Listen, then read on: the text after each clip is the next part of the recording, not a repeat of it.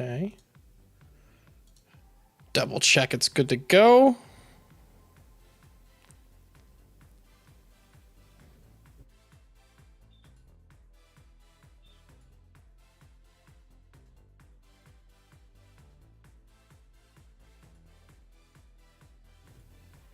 Okay.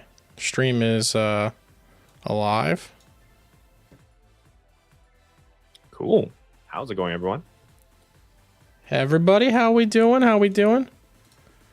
We got a few early people in the chat. Thank you all for coming and hanging out.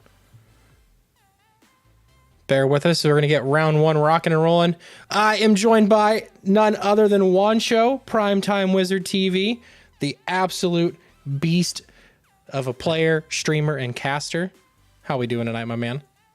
Doing great. Absolutely hyped for tonight. We haven't talked since the gust of wind, and since then it's been so it's really good to hear your voice, my friend. I appreciate it, man. I'm super stoked that you were able to join us. You worked, and then now you're going to be up super late, basically, or early, because the time zones are the most ridiculous thing in the world. For sure. For everyone who doesn't know, I'm live right now from the Philippines. I went straight from my night shift job to this stream, so you have to excuse me if I miss a couple of plays, but that's okay. I have a great partner with me. You're gonna just have to do a little bit of catching, Steven.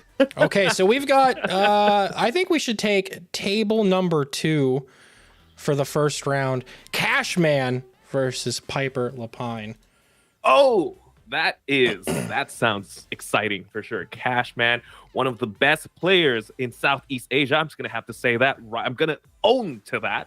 I got to meet him live, and he's an amazing person. And then Piper Lapine, probably one of the players with the hottest streak this season, going away, winning 2 regional championships back to back. Absolutely crazy.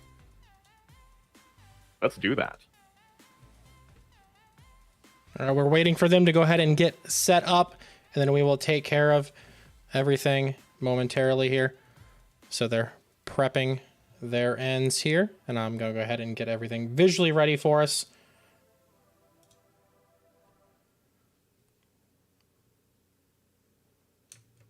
Ooh, okay. Well, I can see both players shuffling up right now, both looking pretty good. Everyone has the right remote play setup. Yeah, something that you don't have to see too often. I'm working on getting everything rocking and rolling on my end back here. Cropping around just a little bit before we get it all taken care of for everybody out in the world watching. So while I take this time to get this going. Yeah, I mean, again, we're gonna see 2 top-notch players really battle it out here today. If I remember right, I'm gonna check these. It's just gonna spoil it. We have Cashman playing Control Mew against Piper Lapine, who is playing a Lost Box deck. So normally Lost Box, again, it is literally a box of chocolates. You never know what you're going to get, because just because you drop a Comfey doesn't necessarily tell you what you're up against. So I believe Piper is playing the Rayquaza version of Lost Box. Let me double check that. Yeah. Yep, that is correct. We've got access to deck lists here, so should be good to go. We have Piper on the left side and Cashman on the right. Who do you think is favored in this matchup, Steven? Honestly, it really comes down to a few different factors here. We've seen the versatility of Lost Box this past weekend with so many different builds out of the San Diego Regional Championships, but yet the tried and true power of Mew just can't be beat sometimes. Exactly. If you're talking about decks that can snowball, sometimes all you have to do is Fusion Strike system, draw your hand, draw your entire deck, draw exactly what you need for that moment. And sometimes Mew can definitely run away with things. But, if there's any deck that can win against it, it is the Lost Box. Mew sometimes does have trouble playing against single prize Pokemon. And I believe we have started here. Looks like Piper Lapine's going to go first. Opening up with a Cramorant. Not the ideal starter, but we do see a Quick Ball discarding the Raikou V. Probably not going to be used too much in this matchup. Find themselves a Comfey. Let's see if they can find themselves a way to get the conflict to the active so we can start flower selecting and start really getting cards into the lost zone. Yeah, I definitely think that's the right play to make, discarding that Raikou. It's not going to hit the numbers needed to KO a Mew VMAX by any means whatsoever. You could take a KO on Genesect, but at the point of the game, you really do just want to get those Mews taken care of. That is their main line of offense. 100%. And we do see the Comfey did get to the active by manually retreating the Cramorant. Luckily, only has one retreat. Gets one card into the Lost Zone, drops a Radiant Greninja, gets a couple of cards in hand, has to pass here to Cashman. Cashman gets a Mew V and a Genesect. Mew V in the active, Mew V in the bench, and a Genesect. Not too bad. That's going to net you 3 cards in your hand at the end of the turn. Looks like Cash, though, playing a boss's orders, pulling up the Radiant Greninja on the bench. And is that just a pass? Oh, it might be. Yep. And then Piper's taking it off with a concealed cards here, discarding that water energy. Going to draw 2 cards, hits the Lumineon for the Luminous Sign. The speed of these plays coming from Piper is absolutely insane to watch live in this sort of interaction, especially with the power of remote battles. For sure, Piper Lapine, very well known for playing these single prize style decks. I've got to see this firsthand. I was able to sit right across from her in the Baltimore Regional Championship when she won it with the it was the liminal deck. There was the liminal, yeah, Inteleon, Charizard, yeah. And it's a lot of these micro decisions you have to make very, very quick. And the Lost Box X is very, very similar because, again, you have to manage all these resources, your Lost Zone, your discard pile, your bench, your hand, to really get it going. And it looks like we do see 3 cards now into the Lost Zone. 4th right there, Mirage Gate hitting the Lost Zone. That means the Cramorant on the bench is now free to attack with the Spit Innocently. But we're going to have to see if Piper is going to have to decide if Piper is going to have an attack this turn. We do see a lot of energies hit the discard pile. Comfey retreats to the bench, and yeah, it's going to be a Spit Innocently for 110 damage on the Mew VMAX back to Cash. Yeah, definitely a strong turn. Unfortunate not to see the deck get to the magic number 7 just yet, but that is a possibility. Every single turn with Lost Zone, it is just ride or die, honestly. It's so exciting. Ooh. I think it's the most fun deck to play in Standard, in my opinion. For sure. And we're going to see the Fusion Strike system here for the first Fusion Strike system of the tournament. And we're going to see a Cram-O-Matic. Is it going to be heads? No, it's going to be tails, unfortunately. Still nothing to work with here. The last card in hand has to be a DTE to be able to attack this turn. Does Cash have it? Again, he can't just leave the Mew in the active here. It is a free 2 prize knockout for Piper in that case. It's going to go ahead and retreat to the Genesect, missing out an attack. Yeah, not being able to attack this turn is pivotal. And now, another boss's orders here. But we see the Chorus take it away here. Yes, Chorus, again, very, very powerful supporter in the Lost Zone deck. Allows you to look at the top 5 cards of your deck, draw 3, send 2 to the Lost Zone, powers up your hand, powers up your Lost Zone. That puts Piper up to 6 cards in the Lost Zone. The magic number is 7 to use Mirage Gate, 10 to use the Lost Mine on the Sableye. But, honestly, Piper in a great spot here to just Spit Innocently, 110 damage. As a Lost Box player, you love to see damage on the board.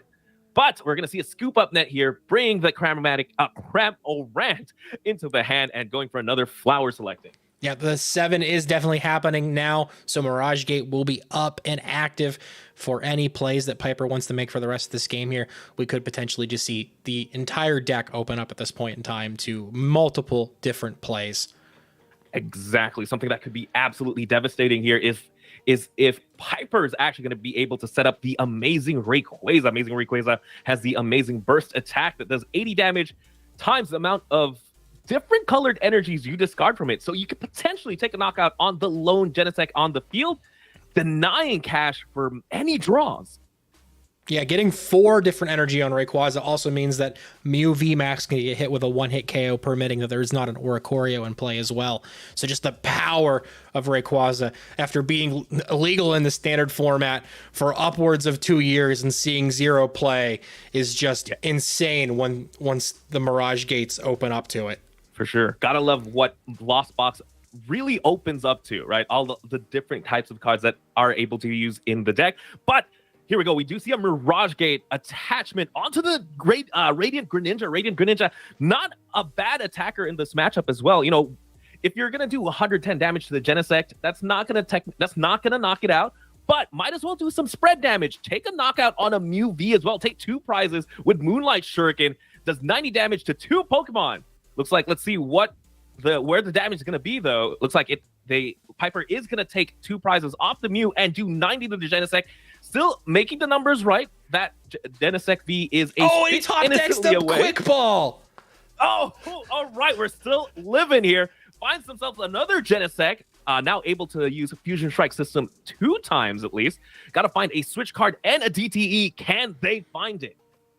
I think it's definitely a possibility here. That top deck of that Quick Ball really is going to let Cash come back into this game without Piper stealing it too far ahead. For sure. Hopefully it's not too late, though. Piper already up 2 prizes against Cash.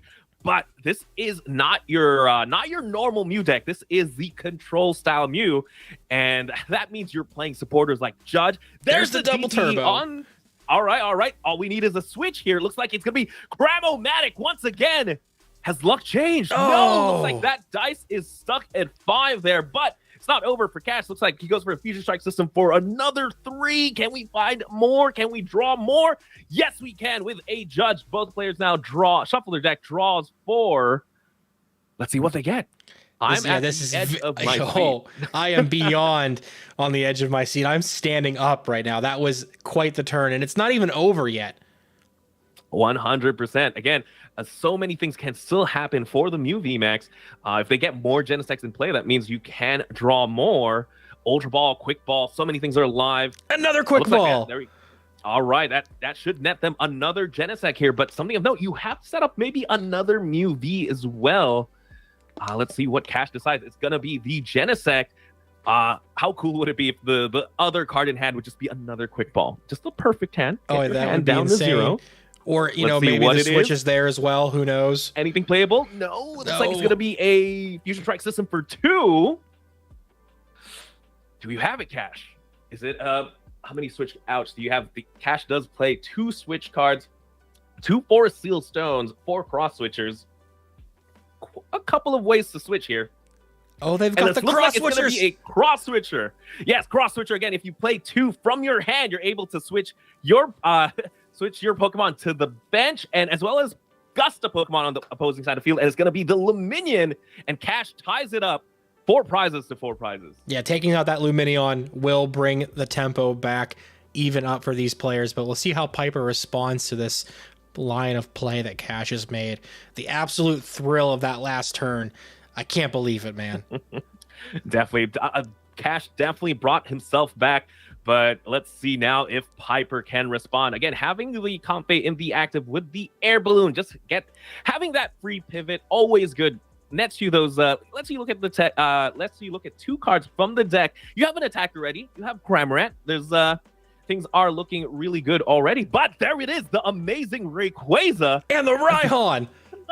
Paired with a Raihan, you get to accelerate an energy from the discard pile and find any card from that deck. If I had to guess, it's going to be a Mirage Gate, but again, this card can only be used if your Pokemon was knocked out the previous turn, and luckily a Luminion was locked out, and we do see the Mirage Gate. This brings up amazing Rayquaza's damage to 240, lacking 1 more energy to take a knockout on a VMAX. Ladies and gentlemen, can Piper do it?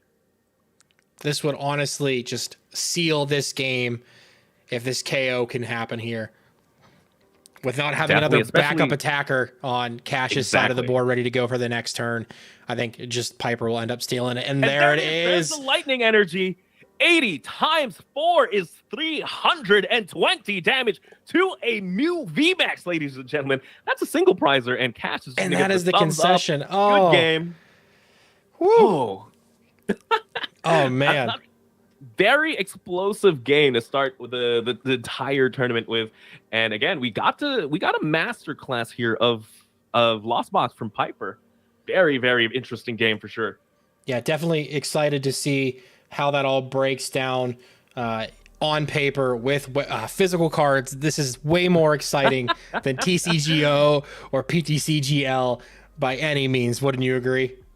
For sure, for sure. I mean, just being able to see both players on how confident they are with their shuffles, with their plays. I don't think I've seen a player play as skillfully as Piper. Sometimes I feel like even if someone who doesn't play the Pokemon trading card game, watches Piper play, just seeing her shuffle, play her cards very, very quickly, you can tell this girl's a pro. Oh yeah, the critical thinking and the split decision making that we get to witness from that, just how fast those cards hit the board and the decisions just like pre-made in advance. Absolutely phenomenal to watch. Exactly. Let's see if we can go ahead and pull her in here for a interview. Sounds good.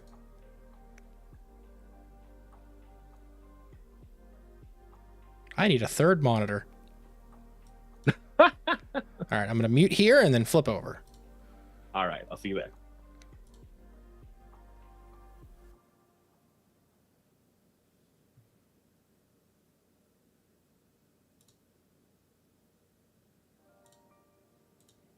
All right. Oh, Cash is still here, but Piper dipped. Well, anyways, we'll interview Cash. That was fun.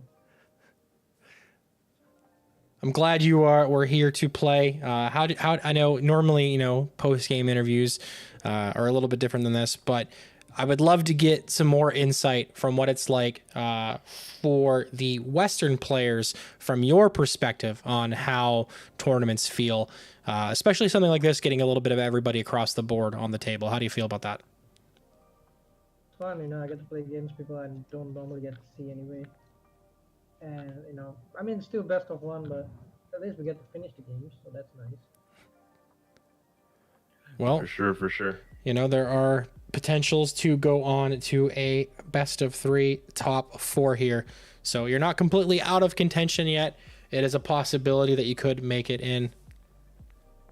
Yeah, I mean, I was playing against one of the best players in the world right now, so it was going to be tough anyway.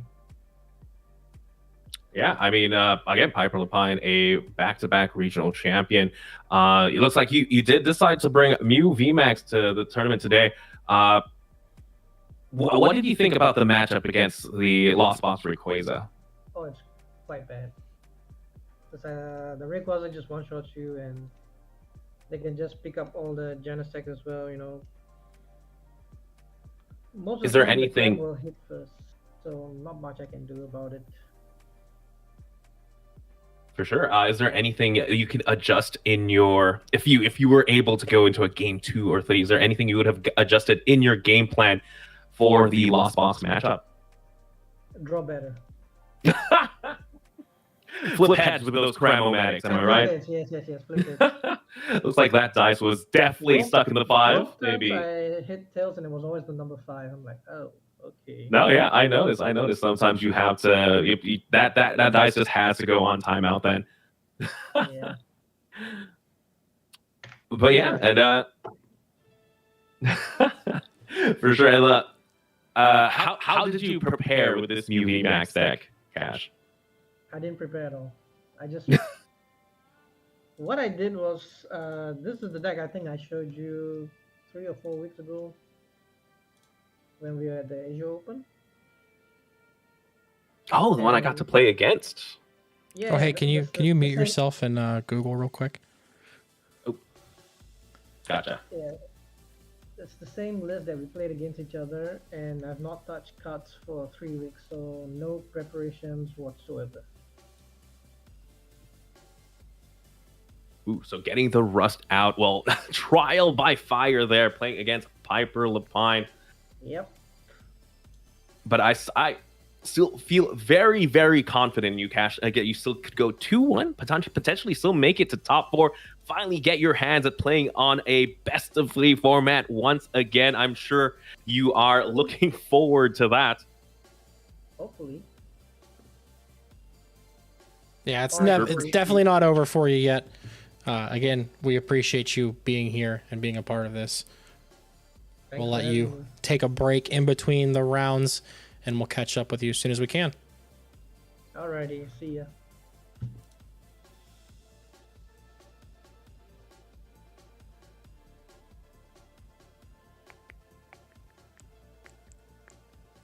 All right. We should. There we go. Unmuted here. All right. Got a lot of audio things going on. I apologize, chat. The echo is the fact that in order for us to be able to cast over these webcam games without giving the players an advantage or a line of sight, is we're using two different audio platforms to be able to do this, in addition to taking the video from Discord. So I apologize for the technical issues. So there is a first time for all this. It's a little bit more convoluted than, say, casting a PTCGO tournament where you can just mute and mute both players and it's okay that way, because the game handles all the interactions, but they need to be able to communicate with each other in this sort of scenario. For sure. I got it now. I put both my chat software right next to each other, so I know which one is live. Also, Sean Rambo, thank you for becoming a member and gifting a membership as well to the channel. I appreciate that. Thank you so much for putting it in to the community that way. You are the absolute GOAT. Thank you, thank you, thank you. It's a little bit wild. You've been streaming on YouTube technically this week with the Shuffle Squad. How do you feel about that? Oh, it's been great. YouTube is honestly, it's a different beast, but honestly it's the same people hopping onto the stream, so it's always a good time for sure. Yeah, it's a little bit different to get used to sometimes, but at the same time, at the core, at the absolute core of what it is, it's still a live stream experience. For sure. I wanted to talk about that match though, real quick. Steuben, what did you think about it? Like, how? Yes, we did see Piper was pretty much in control of most of that game, but is there a way you think, like, what is the matchup like in your mind for this, the Mew against Lost Box? I think it's a little bit rough for Mew in general. However, Cash didn't have the greatest draws there. Just the constant tails on those three Cram-O-Matics, those definitely could have made a big difference. The turn that they, switched to the Genesect and passed, they would have been able to at least get an attack off, keeping up tempo there, and then still could have potentially hit the Lumini on the next turn, would have gone to 3 prizes. So I think just bad RNG made it a little bit harder for Cash in the end. For sure. Again, as a Mew player, something you want to see on your first turn is gonna be those battle VIP passes. We didn't see any of those. That means the field was a little bare, and if you don't have too many Fusion Strike, that means you're not going to have that many draws. And something I wanted to see from the Mew VMAX was the whole judge into Path of the Peak. That's the adjustment a lot of the Mew decks have been doing to really combat Lost Box, right? The way you beat Lost Box is hoping they miss a couple attacks, maybe slow them down by, getting the Greninja, shutting off the ability on the Greninja, making sure that, if they gurued Primate Wisdom, the Chorus at the top of the deck, shuffle your deck, and here's 4 cards to get your big combo pieces together. And that's something we were not able to see from the Mew VMAX. Yeah. But yeah, fingers crossed, maybe we'll see it again. Yeah, Judge and Roxanne are definitely some of the key factors of that matchup, especially with the list that Cash was playing. Yeah, and it was Path of the Peak would have shut down Luminion and Radiant Greninja in that deck. Oh yeah, and those were like honestly some of the key reasons why Piper won. That concealed cards popped off multiple times thanks to the power of Scoop Up Net as well, with being able to reset it there and reuse it in the same turn. Exactly. And not only that, Greninja was also a great attacker in the field, right? We got to see Radiant Greninja put damage on board as well as take 2 prizes. Maybe if with Path of the Peak active, maybe there wouldn't be 7 cards in Lost, so maybe that play wouldn't be available for Piper. And something Mew VMAX can do to combat that situation is having, what I like to do in that matchup anyway, is have 3 Mew Vs, 3 Mew Vs / VMAXs, and 3 Genesect, so that you can have access to Psychic Leap. We did see early damage on the Mew V early on, And a good way to heal is just put it back into the deck. And unfortunately, again, didn't quite get to see that.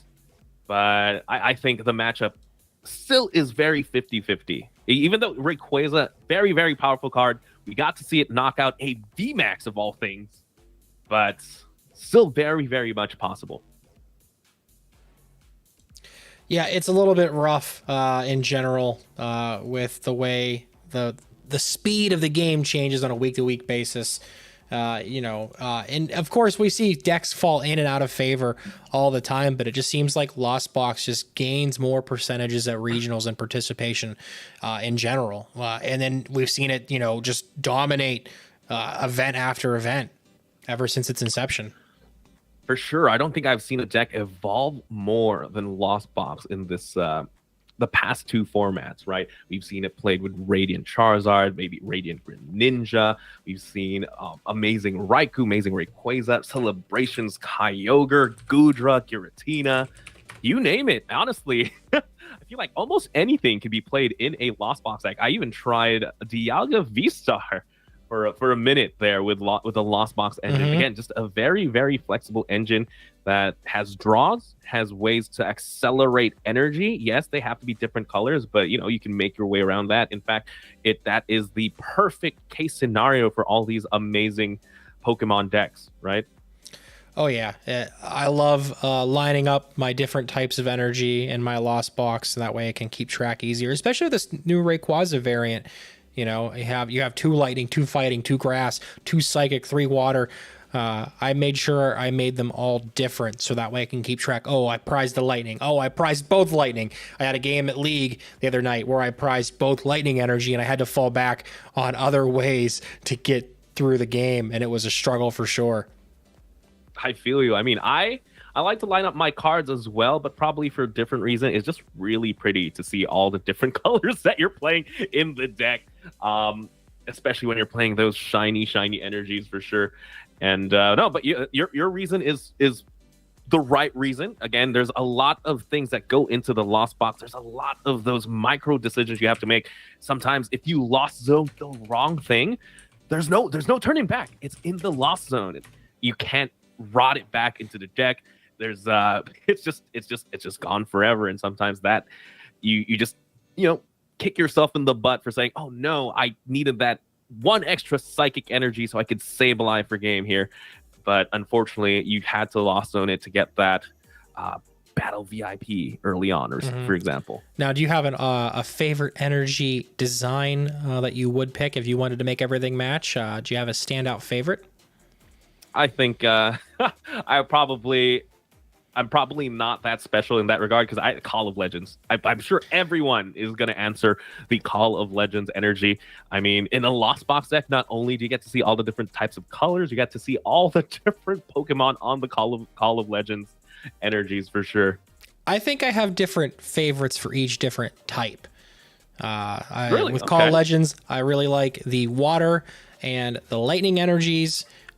When it comes to the secret rares, for whatever reason, I like grass the most as a secret rare. It's, fairy, of course. I love the generations energies with the stripes. Rest in peace, fairy type from the standard format. I was going to say fairy energy. And then when it comes to like exist? psychic and fire in fighting, I really like the EX Emerald energies. Even Hold On Phantoms is a second close. Okay. No e-reader. I know a lot of people are fans of that as well. Some of those clash. I think like the lightning type e-reader energies are the absolute worst because the little pips on the side of the card are just yellow like the border already. So they just don't feel super fresh there. But like say for the fire energies there, like the little red pips along the side where the dot code would be on a traditional e-reader card. I like that a little bit more. For sure. Look, you have great taste in energy then, my friend. Thank you. We have just one match left with a few minutes left here in the round. I'm taking a look at the pairings here. We do see Jake R, aka Riggs, taking down Jake Gearhart. And then we also had Little Dark Fury take the victory over Pokey Emmy, and we're currently waiting on 9-card TCG and Harrison Birch to finish up. Cool. Oh, real quick, do you mind sending me the link to the tournament again? Oh yeah. I got you. Of course. Oh, cool. But yeah, it looks like we missed the battle of the Jakes there. Again, a lot of pretty notable names playing in today's tournament. Very, very excited. We had a little chat with all the players right before we started, and we had a couple of words from 9card, and I just had to completely agree with his sentiment that sometimes you just need this type of practice. You know, it's a little bit different when you're actually playing, you're actually shuffling cards versus when you're playing PTCGO, for example. I mean, sometimes when it's a huge culture shock, right? You come from playing PTCGO and then you actually play with real cards. You're wondering, hey, how come my cards aren't arranged when I search? Doing the deck checks a little bit tougher. And you know what? That is a skill you have to practice, right? Deck memorization, prize checking, all that. Yeah, it's a lot harder. In a timely manner. It is a lot harder to do it with physical cards compared to just letting TCGO or PTCGL take the reins for you. Yeah, exactly. We've seen players like Isaiah Bradner on stream move all the Pokemon to the front of the deck. That way they can kind of get an idea of what's going on their first deck search.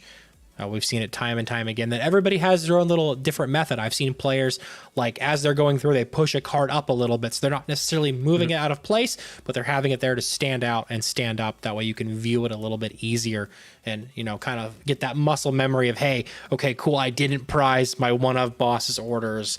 Oh, my double turbo energies are all in my deck. We're good to go.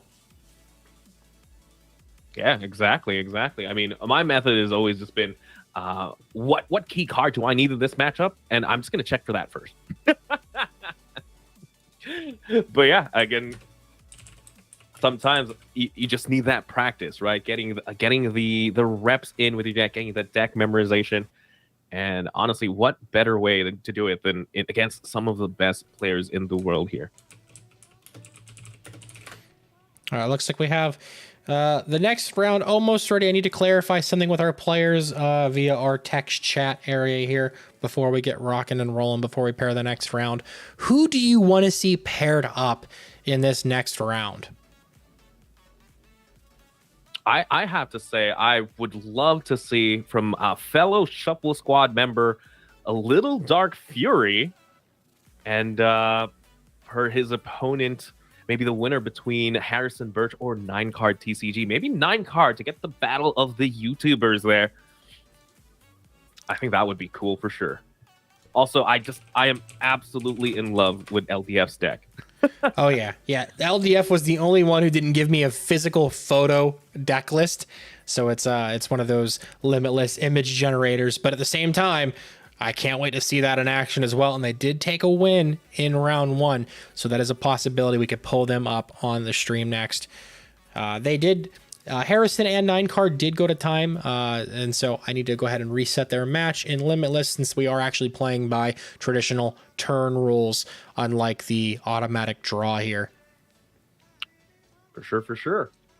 And again, I just want to talk about this real quick, but since we do have access to we have access to the deck list of every player in the tournament, I found it really funny that there is no Lugia V-Star in this the Webcam Wars Invitational. Looks like no player decided to bring it here today. Yeah, kind of a shocker. I think we have what, 2 Lost Box variants, and then everything else is super different. Oh no, I'm sorry, 3 Lost Box variants, give or take. What 9card is playing is a little bit off the wall with a 1/1 Urshifu Rapid Strike line in a Lost Box deck. Absolutely crazy to see. And then we have Riggs playing Regidrago V-Star. So that's definitely exciting to see that as well. 100%. I actually think Regidrago V-Star deck is an absolutely great meta call for this specific metagame. Again, without Lugia V-Star, things are a lot... Regidrago is a lot harder to knock out, especially when you're a Lost Box deck. And since there's 3 of them, I want to see how that works out. And honestly, I think people are bringing in a little bit of the the tougher decks to play. Get a lot of practice in with Lost Box is always a good thing. Even if you decide to not bring it to a regional championship, just getting that practice and getting to know how the deck works is absolutely important. And you know, what better way again to get good testing than here against some of the great players we have in the Webcam War Invitational. And but yeah, and you know, it's not just practice here today. The players tonight are playing to be the very first champion, as well as some cash prizing. Yeah, first place gets $50, second place gets $30, while third and fourth do split, I believe, 25 or 15, Steven? Yes, third and fourth place are each getting $25 respectively. So for a 3-round Swiss tournament, if you have the gas, at least I would assume 2-1 record, probably will at least get one player in there, maybe two players on a casual Thursday evening, just to make $25 for playing some Pokemon on your webcam in the comfort of your own home, in your pajamas or whatever you got. You know, I think it's pretty solid. Yeah, win-win scenario there. I mean, definitely helps pay for all the regionals costs. Am I right? Oh yeah, with the entry fee of $70, give or take the taxes and such, that adds up. And especially, you know, we've had technically after tonight we'll have 3 registrations go live all this week: Orlando, Knoxville, and Vancouver later this evening. Just to know, like, if you sign up for all 3 of those, that's 210 USD just blip out of your pocket.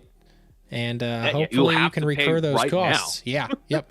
It's not like a hotel where you can put it on a credit card and reserve it and pay for it over time or when you get there. You know, that's an easier part of the travel. For sure. But having to throw that $70 up right away. Yeah, that's why it's good here. It's good. You have a chance to win almost half or more than half of your regionals. One regional ticket. So, and all again, right, just amazing time playing Pokemon. I have an update on the status of that last game. They have tied, so we'll go ahead and get this round ended up and start the next round here. And let's get a look at the pairings that are available for us. And yeah, I think we can go ahead and the tie shakes it up a little bit. We could take the undefeated Piper Lapine and Little Dark Fury game, or we could take a look at Jake R, aka Riggs, and 9 card, I think is what we'll do. We got to get one of the hosts in here in one way or another. Yeah.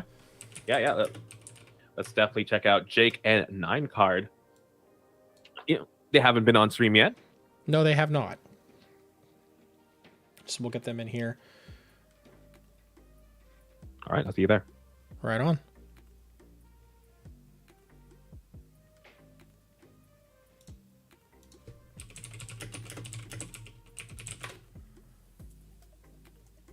Again, thanks everybody for vibing out and being here in the chat. I appreciate each and every single one of you.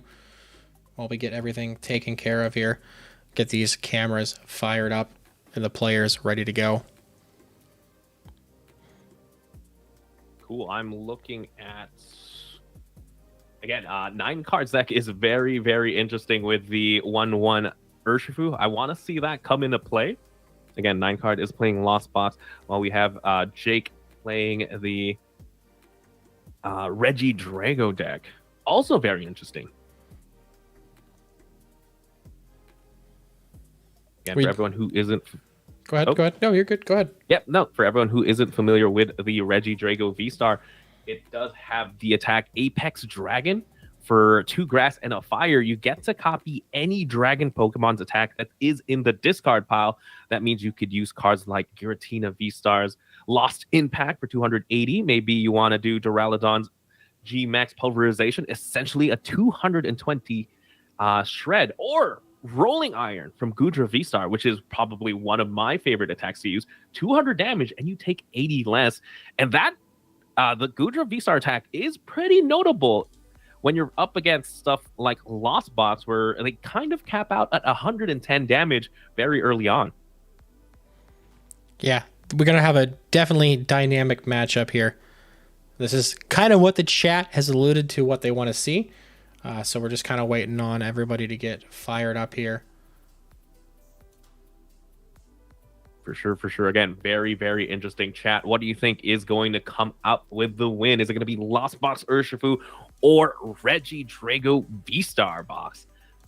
We do see Jake here is actually playing multiple other different cards. Again, the three I mentioned, Giratina V-Star, Duraludon VMAX, Goodra V-Star, those are the typical things you see in a Reggie Drago deck, because those are pretty good attacks. But Jake is playing multiple others, like the Appleton with the Thick Mucus attack, or the Dragonite with the Energy Hurricane, and even a Flygon V with the, I think it's called Dragon Impulse? Mm-hmm.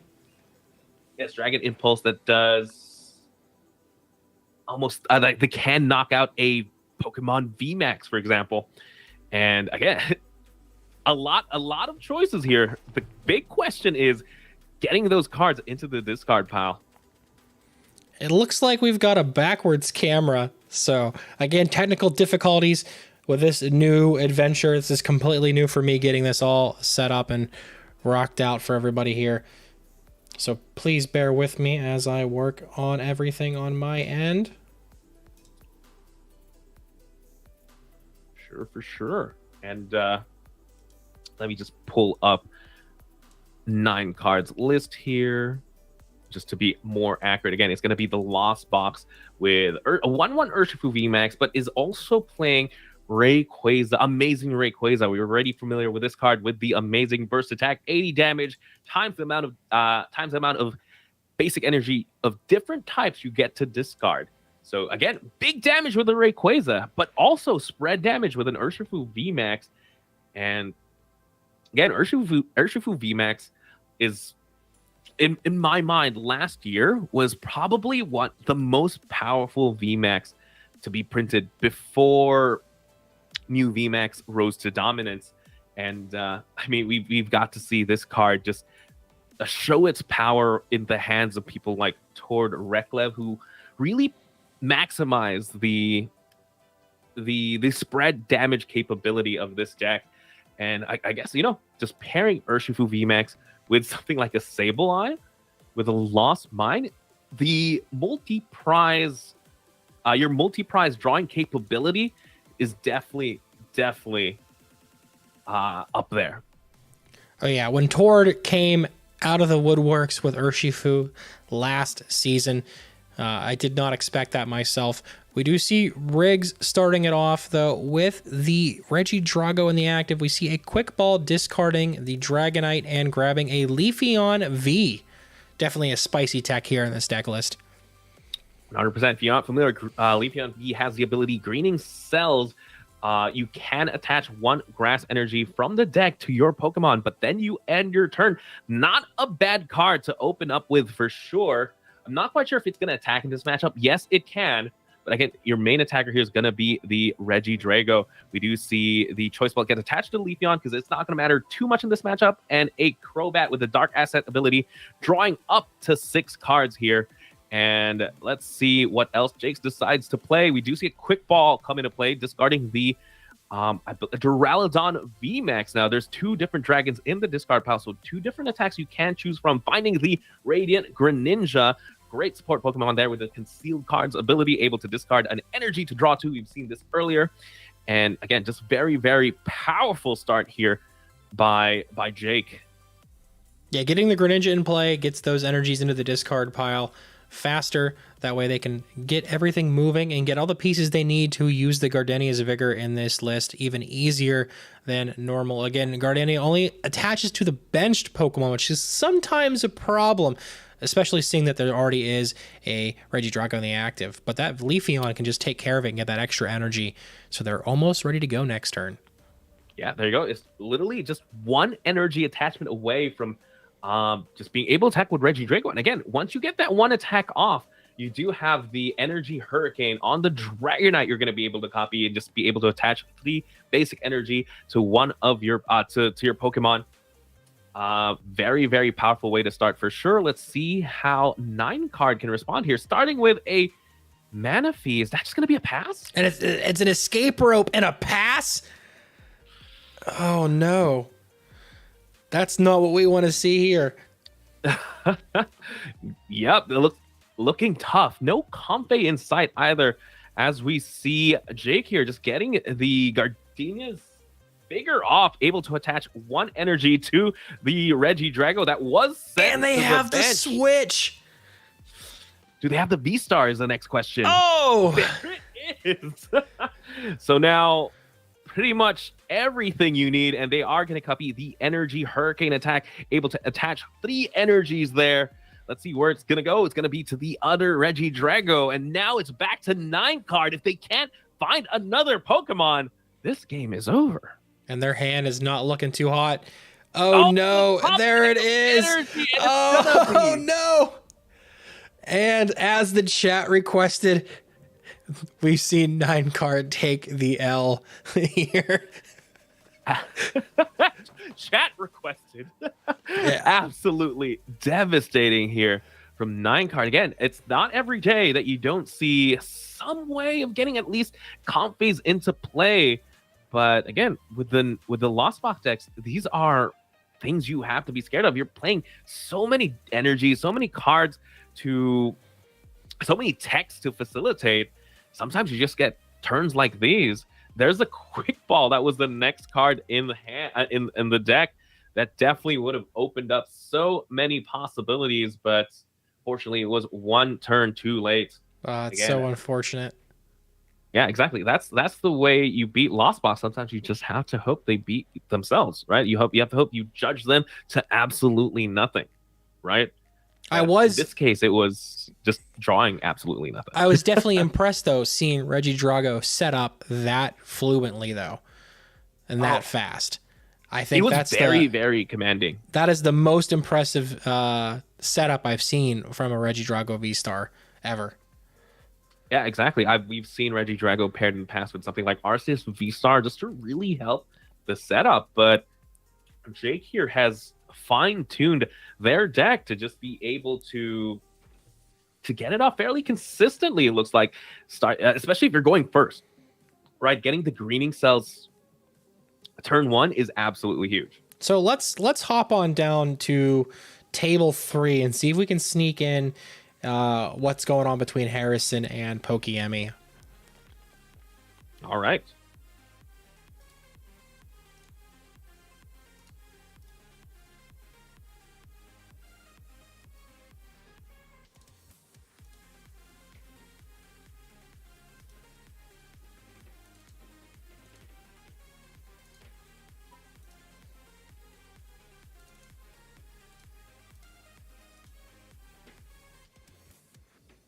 Okay, so I gotta flip a position of a camera here real quick for everybody, and then we should be okay. Cool. All right. Looks like it is going to be Pokey Emmy playing the Lost Box Rayquaza as well. Looks like this is the flavor of Rayquaza. People are playing tonight against a Arceus box. Yes, the Arceus box. It looks like, playing Flying Pikachu and the Espeon V. Two great cards in this matchup for sure. We saw both of these decks perform this past weekend at the San Diego Regional Championships, both to a top 8 finish. Maybe not the exact same 60, but pretty close nonetheless. We do see the Raikou in Emmy's list, in addition to the Rayquaza here, sort of what like Pablo Meza, aka Tablemon, played to 8th place this past weekend. So definitely excited to see this matchup. It's not one we got to see on stream this weekend either. For sure. And I believe we are going to see Harrison just go ahead and use the Starbirth V-Star power. And again, probably one of the most powerful V-Star abilities there is in the game. You're able to look for 2 cards, any 2 cards you want from the deck. Great way to set up for sure. And let's see what they need. All they need really in this hand looks like probably an energy and a way to evolve one of the Pokemon on the bench. Again, the goal for Harrison here is to be able to take knockouts while trying to deny knockouts here. And Espeon VMAX, Pikachu VMAX definitely helped that out and plays the Collapse Stadium as well.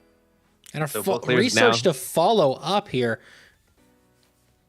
Yes, fresh card, fresh hand of 7 here. Still lacking the energy, though. If they miss it, they have to retreat to the Flying Pikachu, which maybe is the ideal attacker in this scenario, but they do use a Hisuian Heavy Ball, finding themselves the Empoleon V. Empoleon V, probably one of the best attackers in this matchup, because Empoleon V has the Emperor Eyes ability, able to shut down basic non-rule box Pokemon abilities. But no, it looks like going to be a quick retreat there to the Flying Pikachu VMAX.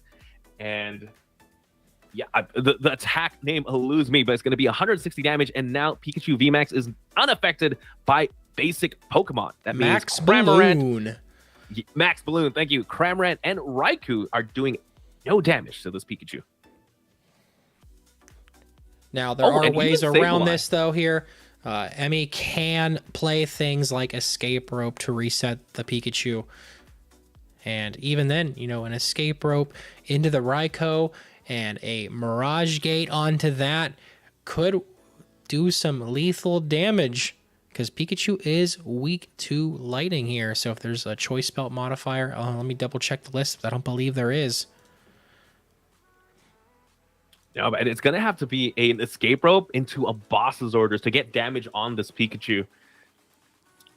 And there are 2 Escape Ropes, as well as a single boss's orders in Emmy's list. But no, there is no choice belt for that modifier here. Yep. And even that combo off, that series of cards you need, it's a tall order. I believe I see 3 cards currently on the Lost Zone for Emmy. So Mirage Gate isn't quite active just yet. We do see her already use looks like, was it a pass? Oh, it was a pass. So it's back to Harrison's turn. Does get the boss's orders, pulls up the amazing Raikou. Definitely afraid of that spread damage and weakness, and just going to go ahead and Max Balloon and take a prize down to 4. It looked like Emmy has no hand, and that top deck of that Chorus Experiment is actually just going to be everything. It finds a battle pass there. Every time you find a battle pass, I feel like it's just like you get to turn your brain off for a couple seconds. Love to make those easy choices. And thank you to Emmy there for giving us the lost counter. Sends a Chorus Experiment as well to the Lost Zone, maybe signifying that, you know what, the rest of the hand is pretty good, or the rest of the grip looks like it's going to be the Escape Rope. Definitely want to see that. Going into the Comfey and gets the Flower selecting off, gets 2 cards. Big decision here. They're going to need a way to retreat into the Cramorant to get damage off this turn.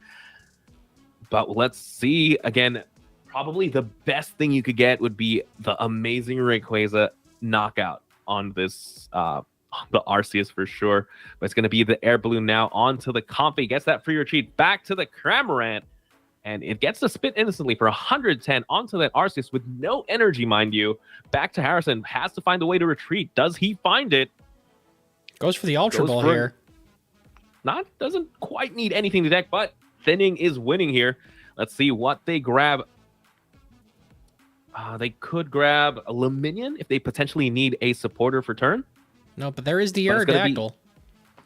Yes, card that's definitely not going to be used in this matchup, especially since the Starbirth ability was already used. But again, Thinning is winning. Just needs to find a way to retreat, and they can safely go back into that Flying Pikachu VMAX. Yeah, Aerodactyl could have actually been a pretty big threat if it was set up early on in this matchup as well. I believe Aerodactyl only shuts off abilities on Pokemon V? I think it's rule boxes. Oh, sorry, rule. So it could have cut off the Greninja. Yeah. Gotcha.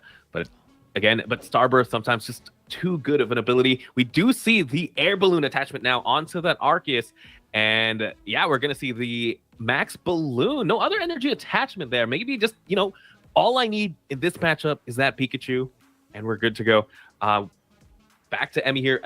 Love it when the Comfey has the Air Balloon. Easy decision there. It's your pivot. It's your draw engine.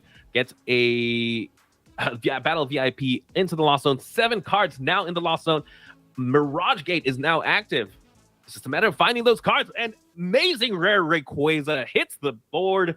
Great attacker here, but not into the Flying Pikachu. And there is the Mirage Gate to get those energy right from the deck onto that Rayquaza.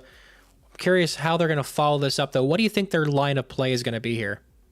Has to be, honestly, the dream play, the game-winning play is going to be powering up that Rayquaza, going for the escape rope, finding the boss's orders, and that's all I think I see the boss's orders in her hand. Ooh, do we have the escape rope? We've already seen Emmy play one. There is one left in the deck. Double Mirage Gate. That Rayquaza has so much energy. It's ready. It's roaring to go. But again, Max Balloon on Flying Pikachu protects it from all basic Pokemon, like that amazing Rayquaza. So, as many energies you have, as long as Pikachu is attacking, that's doing no damage. But again, boss's orders can net you 3 prizes off the Espeon at the very least. Going for another attachment here. And boss's orders onto the Espeon is my assumption. Oh, yep. And we're going to see a massive one-hit KO here. Yes, amazing burst for, I believe, 300 damage. No, it's way more than that. It's 300, 400? 480, 160, 240, 320, 400 damage. Complete overkill. Absolutely huge. And now it's back to Harrison. Again, Flying Pikachu, still a great attacker. As long as he doesn't bench anything else, even if the Arceus V-Star gets knocked out, it leaves Emmy down to 1 prize, and without a way to attack that Flying Pikachu might be hard to get. But now that the Espeon is out of play, Sableye is a very, very good attacker now in this matchup. Sableye with the Lost Mine attack, able to put 12 damage counters. That's the difference there. Place 12 damage counters isn't damage. No, Emmy is still a few cards short here, though, of Sableye being alive. They only have 7 in the Lost Zone still. That is 1 flower selecting and a chorus away. And I'm pretty sure this Rayquaza should be knocked out this following turn unless... Ooh, big Marnie here. Again, great way to stop the Lost Box player is to slow them down with these hand disruptions like Judge or Marnie. But we do see Emmy has Guru. Maybe was able to prep for this. Yeah, being able to put a card on top of the deck can really save that situation. That's why we've seen things like Judge and Roxanne pop off more to stop Oranguru from doing its primate wisdom. Exactly. We are just going to see the retreat there on the Arceus V-Star. Again, the Arceus V-Star has the air balloon, so it doesn't have to discard that double turbo. It's going to be the max balloon on the amazing rare Rayquaza. I believe this is for weakness, so this is 320 damage. Whew. But another overkill situation here in this game. For sure. I believe here we're just seeing that a little deck check, before the attack, counting the Lost Zone cards, counting the cards in the discard pile. Knowing what your opponent has to play with is very, very important. Very, very important. Again, information is key, especially when you have, when you're in this caliber of play, when you're a player that knows every single deck out there like the back of their hand. You can sort of tell, what, they probably don't play any more boss's orders after this. Maybe. So we're just going to see the max balloon there take the knockout. Emmy promotes the Comfey with the air balloon, gets a second Comfey into play. So we could see at least 2 flower selecting. But first, there's the Chorus's experiment. Again, look at the top 5 cards of your deck. Put 3 in your hand, 2 in the Lost Zone. And with that, I believe Sableye should be active after a flower selecting. Are you a Chorus first or a flower selecting first type of man, Stuart? It depends on the board state, but 9 times out of 10, I'm in a Chorus first. You see more cards that way, and it doesn't feel as bad. Say if you go flower selecting first, and those 2 cards are both things that you wanted to keep. If you would have Chorus first, you could have kept both of those cards. For sure, and it looks like Emmy is going to agree with you, because we do see a flower selecting here right after the Chorus's experiment. I believe that's the Manaphy hitting the Lost Zone, and that is 10 cards in the Lost Zone. Now it's just finding the Sableye and start getting damage on board. Looks like they're going to retreat there to another Comfey. Getting another flower selecting here sends the Battle VIP, easy decisions there, and gets the Hisuian Heavy Ball. Fortunately, no Pokemon in the prizes that we need here. But, great. It's just good information to have. Didn't have to, really memorize the deck then. If I have Hisuian Heavy Ball, I know exactly what's in my prizes at this point. It did look like there was a Mirage Gate left in those prize cards, though. So that could be pretty important here as we progress further into this game. That is true. And, but again, no attacker. There is no attacker available besides Sableye because of that flying Pikachu. Cramorant's going to hit the board, but again, that's not going to be able to do anything. We do see the escape rope, though, and that's going to be the last escape rope for Emmy. Just able to do 110 damage to this Arceus. Not a knockout. And again, it has free retreat as well. Yes, we're going to have to see Sableye come in and clean this up. And there's a capture energy coming down, but just going to go ahead and fail that and shuffle the deck up a little bit there. That way they can attempt to Trinity Nova if they really want to. And they also throw half their cards across the state of the board. Again, that's why we need this practice with the with real cards, right? That doesn't happen in PTCGO. You can't be whipping your cards to your opponent beside you. You know what I mean? Exactly. But again, great play there. Just attaching capture energy shuffles the deck because we do know they did play Marnie a little earlier, so maybe they wanted some of the cards in the bottom before playing this Marnie. And yeah, again, great way to disrupt your opponent as well as refresh your hand. You don't need that much else. Again, as if you're Harrison, you don't bench anything else. I'm looking at Emmy's list. They don't play Echoing Horn here. So without Echoing Horn, there is no other way to put more Pokemon in Harrison's side of the field. So again, even if that Arceus gets knocked out, you're in an okay spot. And it looks like Harrison's just throwing cards. We saw a Evolution Incense below that Lumineon as well. So just thinning and winning here. Thinning and winning. For sure. We Psychic Energy there almost getting out of the deck. But we do see the Crobat coming. They're going to play it. That could be a risky move. Cards. Definitely. Let's see if it pays off. Finding the Hyper Potion, though. Essentially negating Emmy's last turn. Probably the card Harrison was looking for, and goes back into the flying Pikachu. Oh, he goes down to one prize. So this should be as good as done. There's no way for Emmy to take the last three without the combination of Escape Rope, Boss's Orders, Amazing Rayquaza, Mirage Gates. There is a training court here. Grabbing that grass back, discarding it again for the concealed cards. And yeah, it's all or nothing here with this hand. Yes, and we'll just have to see. I'm looking at the deck. There is no play available left for Emmy, unfortunately. Yeah, there is no Kyogre in this list. If there was, that could potentially be the ender here. But it's not here. It's not on this list.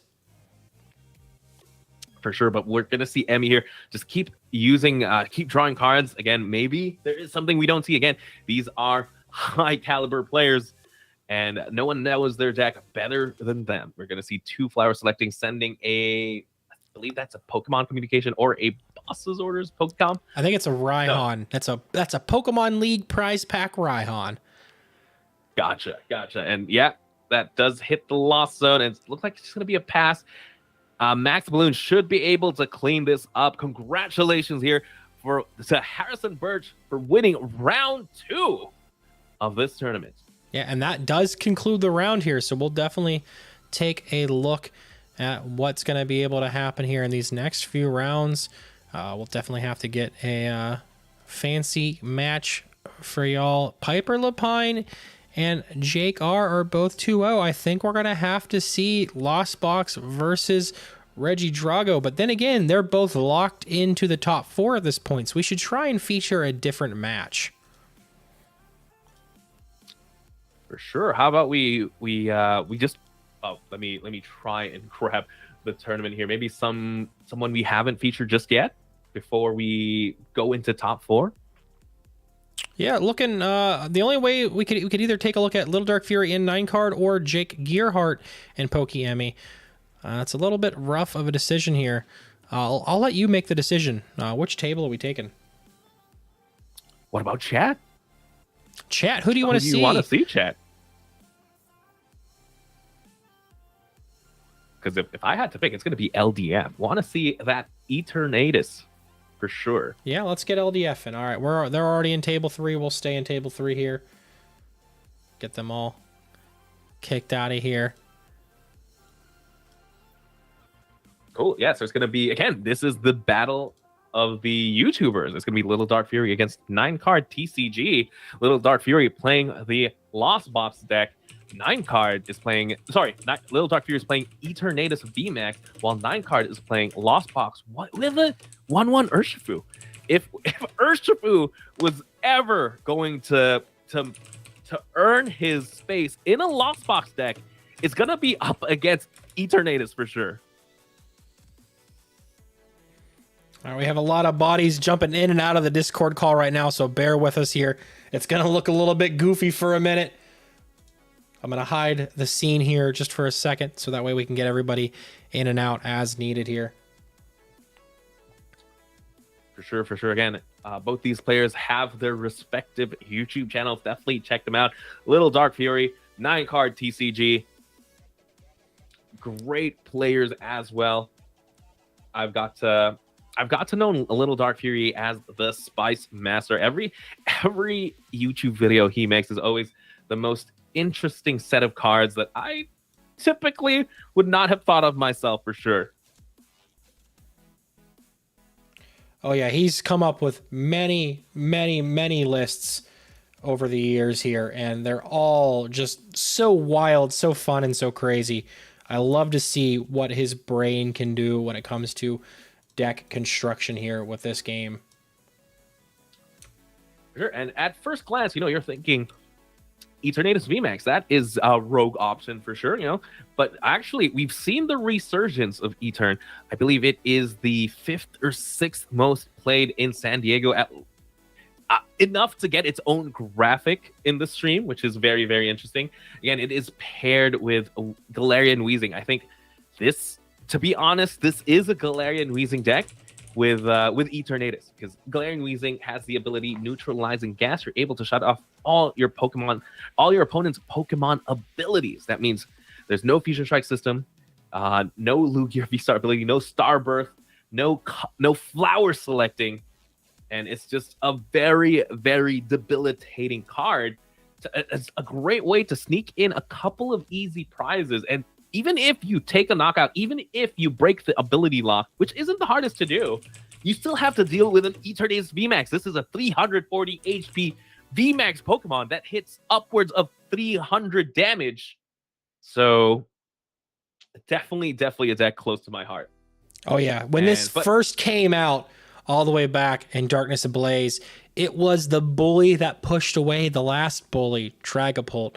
And I feel like through the entire Sword and Shield era, we've just seen bully after bully after bully after bully, set after set after set, dominate and change the metagame. For sure. It's been a long time coming to see Eternatus rise back once again. Exactly. And what better way to say goodbye to Sword and Shield than, the big bad of the Sword and Shield era, right?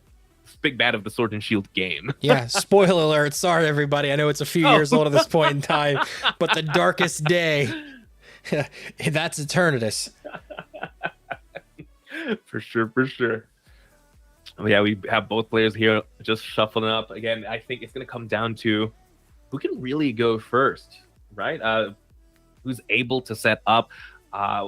What deck do you think is favored in this matchup, Steven? Oh man, so we've seen Nick Brick, pun intended with the play on words there. We've seen Nick Brick last round, so I'm hoping that he gets some redemption, because if that Urshifu does get set up, permitting that Weezing doesn't slow the game down long enough, that that Urshifu really could do a number here on Etern and all these fighting weak Pokemon, but I don't know, man. I think I'm going to have to give it to LDF here just because of how crazy his deck lists really are in general. Yes, he's not only playing an Eternatus VMAX, he's also playing a Crobat VMAX as well. Not a bad attacker in this matchup, to be honest. because you're able to essentially go back into the bench after hitting for 70. I believe it's called Poison Bite. I'll have to double check that. But yeah, I mean, both great attackers in this matchup, and playing two Galarian Zigzagoon as well. Great way to manipulate damage counters. And the Radiant Sneasler, LDF here, opening up the best starter here, and it's just gonna be the coughing in the active. That's definitely what you want to start. Did he? I think he just drew pass. Drew pass. Oh boy, that's something you don't want to do against Lost Box, because oh no, if Nick here could find a way to find 4 cards into the Lost Zone, that means Spit Innocently is active.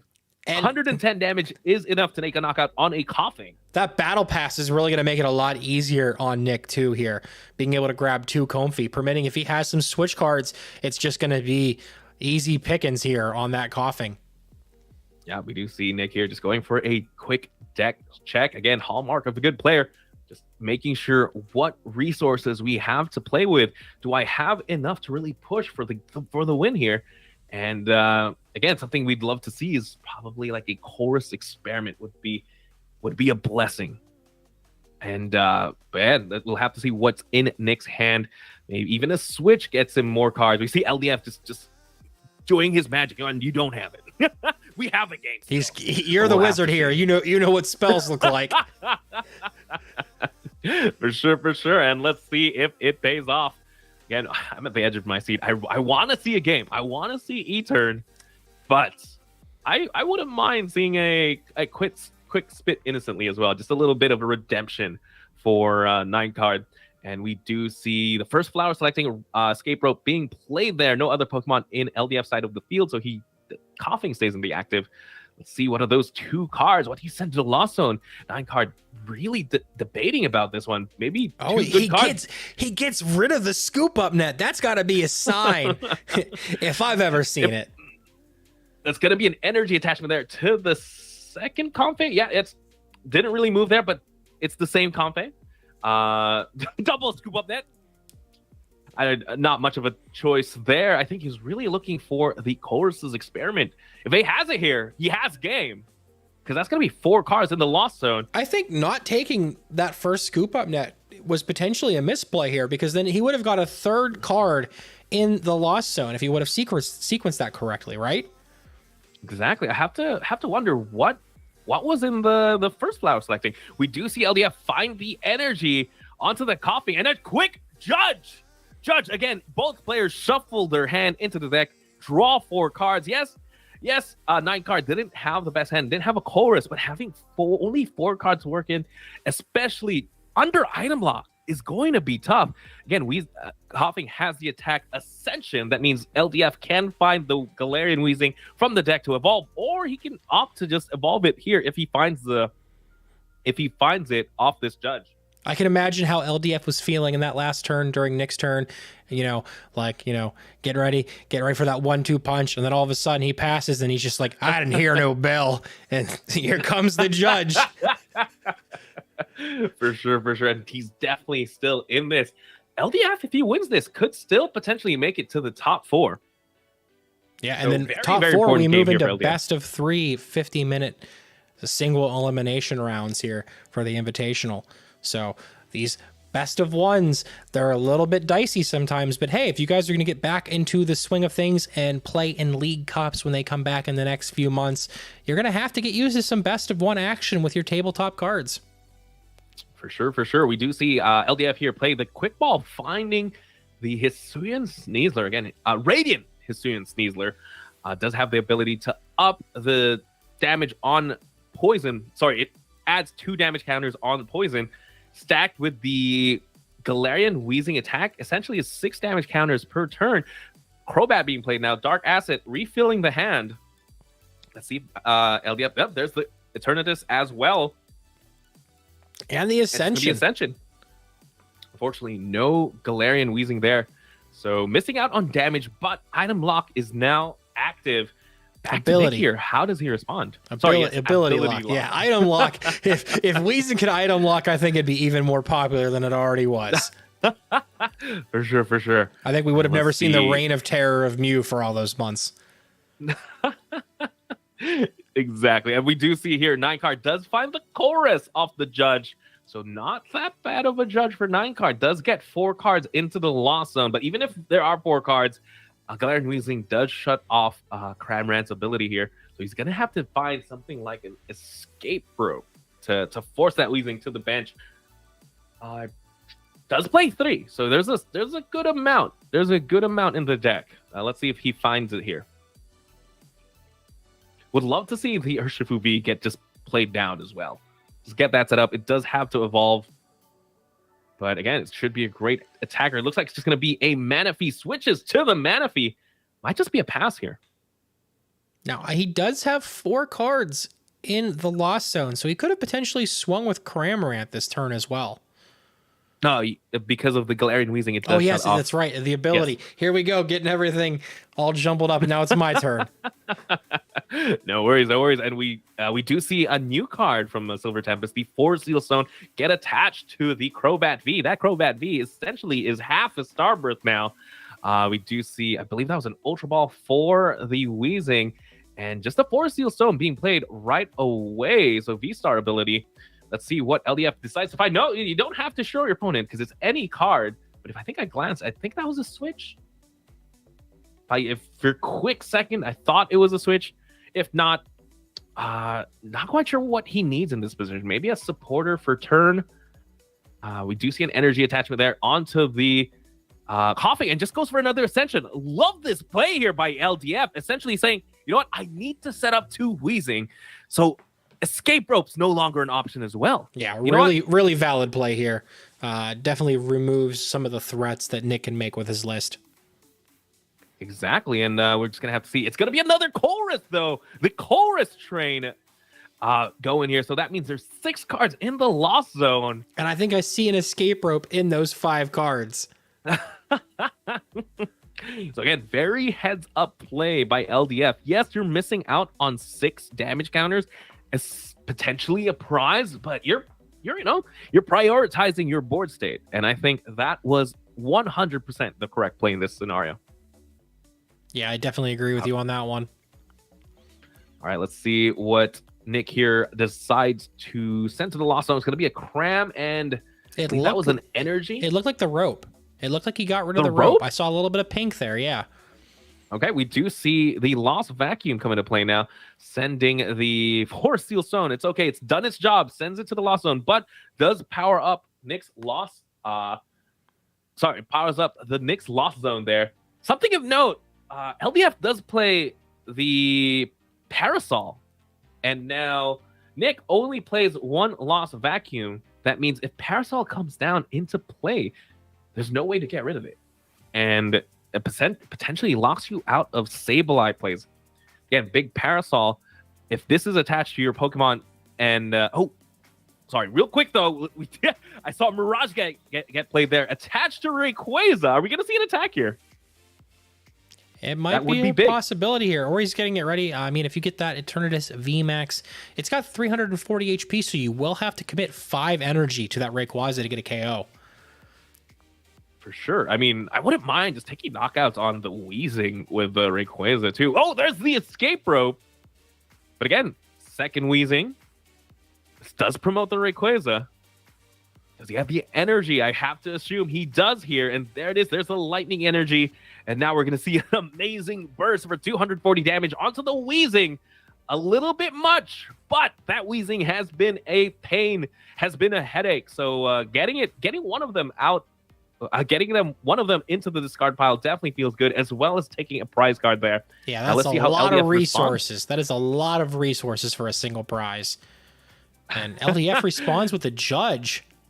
So Judge ability lock once again. It's up to 9 cards to really draw out of this. Hopefully draws into a chorus again. We did see LDF attach a Forward Seal Stone earlier, but again, since the V-Star ability has been used, that's just there, so it's not in the deck. If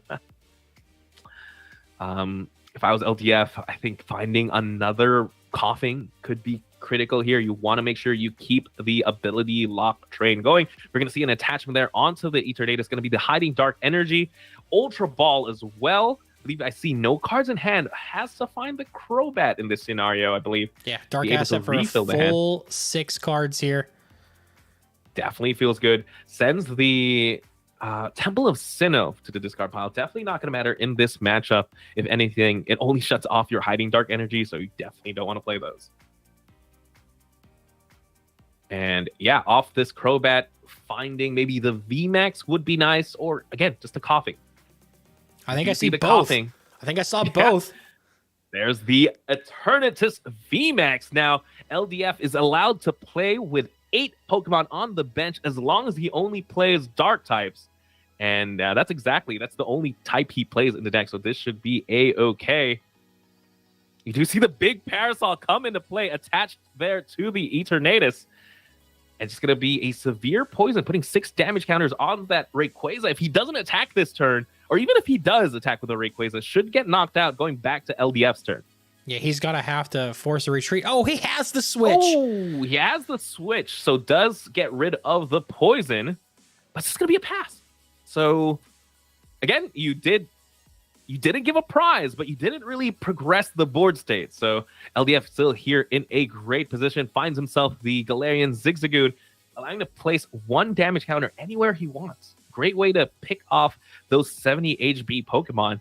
But you're going to have to see if he decides to play it here, if he really values taking a prize immediately. And he does. Looks like he is going to put 1 damage there onto the Manaphy. Does play the research as well, gets 7 fresh cards. Not much he needs. Maybe a second Weezing, definitely. So just to protect from Escape Rope. But we did see Nick not really play anything. He's essentially top decking. He's going to be a severe poison for a knockout on that Manaphy. Back to Nick. Yeah, and LDF is just slowly taking his prize cards here. And Nick is just kind of stuck. They're going to have to find another Escape Rope or a boss's play to get out of this stuff. I think it's just almost sealed here in favor of LDF in this matchup now. Yeah, despite 5 prizes to 5 prizes, the game is still a long... Oh, Raihan, though! Raihan can open up some doors. Or if you want to say, open up some Mirage gates. Yep, Raihan, again, able to accelerate 1 energy from the discard pile, attaches it to the Rayquaza, finds anything from the deck. I guess it's going to be the Mirage Gate again. That means this Rayquaza is ready to attack. And has definitely been a pain in the butt for LDF to deal with. Does have, I believe it's 1 severe poison away from getting knocked out. That's going to be the ideal way to knock it out this next turn. Just a matter if he has it. Oh, it looks like they're deliberating something here. Oh, is he allowed to Raihan? You know, now that I think about it, no, the poison was between turns, so no Raihan. Let me unmute for them. Yeah, you guys are good. No Raihan. Poison is between turns. Yes, no Raihan. Yeah, so that play actually not available. Just again, the power of this Weezing. So luckily we were able to catch that. That means I believe we're just going to go ahead and shuffle the deck there, just to maintain the variability of the deck. Let's see how 9-card then responds. Without Raihan, there might be no play here available. And yeah, I think we were just caught up in the excitement there for a moment. I know. We saw the Raihan, and it was an out. Heat of the moment. It was an out. Exactly. Again, sometimes we just get really, really carried away by these Pokemon games. We were thinking 9-card was in a difficult position. It was a card that would bring him out of that, but unfortunately it isn't. And we go back to LDF now. Does get another Weezing set up on the bench. LDF is definitely poised to start just running away with the game here. But I wouldn't count 9-card out yet. Again, if a card can get him back into this, it's gonna be the Urshifu. Would love to see the Urshifu come into play here, but he just has to find it. We do see the Confe go into the active. Let's see if 9-card gets to draw. It has to be something like a Chorus Experiment to really get some options. That's a Battle VIP pass. Not something you're gonna want to see, unfortunately. Might just have to be another pass this turn. Oh no, this is just not looking good for Nick at all. I think he's just throwing his hands in defeat there for a second. But again, this is the exact position the LDF wants to be in. It's exactly why you play Galarian Weezing in the first place, to really combat against the ability-heavy decks like this Lost Box deck. So we're going to see just LDF draw there, finds another energy, attaches it to the Weezing. 2 Weezings pretty much ready to go. That E-turn on the bench, 1 energy attachment away. Counts the bench, 1, 2, 3, 4, 5, 6. Zigzagoon. That is enough to take a knockout now on the active Comfey with the severe poison. Again, putting 6 damage counters in between turns, along with the Zigzagoon ping. That is 7 damage. Slowly whittling away at 9 cards board. 9 card down to his last Comfey. Has to top deck into a chorus or something. And I don't even think the Urshifu can save him at this point. I don't. Might be tough for sure. Finds a second Comfey. Just have to say, gotta love the pre-release promo Comfey though on 9 card side of the field. Pretty soon we'll have access to that Crown Zenith. Psychic energy on the Comfey, and we do see a Mirage Gate being played. Is the Comfey gonna attack here? Is that a possibility? It might have to be. Oh Lord! I've never seen the Comfey attack. I'm literally searching it right now. Everyone knows about flower selecting, but not everyone knows about a spinning attack. So we're gonna see a quick spinning attack here for 30 damage. This very interesting board we have here for 9 card.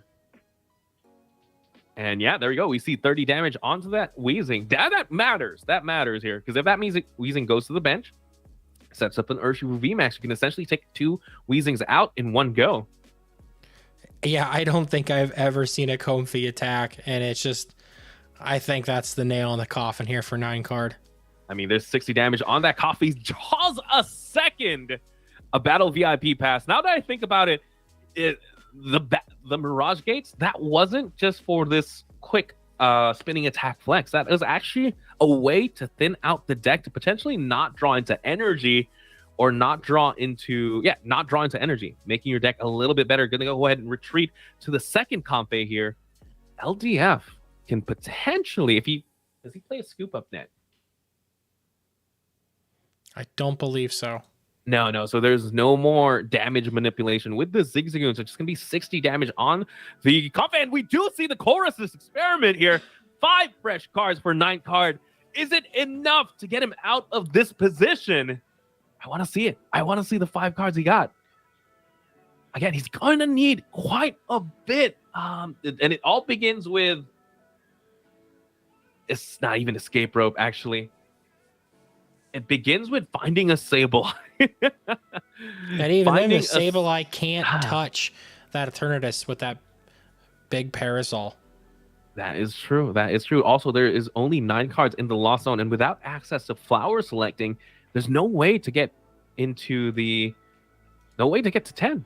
We do see the Sableye come into play. We're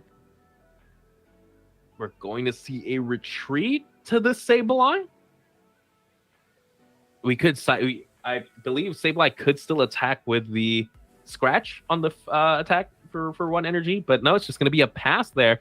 And just, LDF just comfortable, just go severe poison. 60 damage now on the Sableye.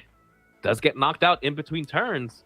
Yeah, Nick's just going to have to keep pivoting around these damage counters on their Pokemon to stay in this game longer until they can potentially find something.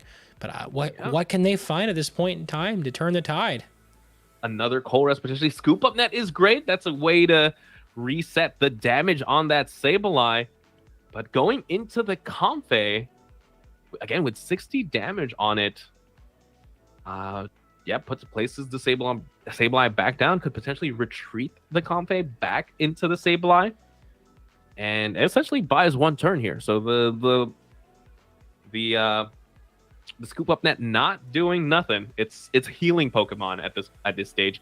You see LDF just draw here, just counting the deck, deck out might be Nick's way of getting back into this, definitely winning the game. But again, still multiple cards left in the deck.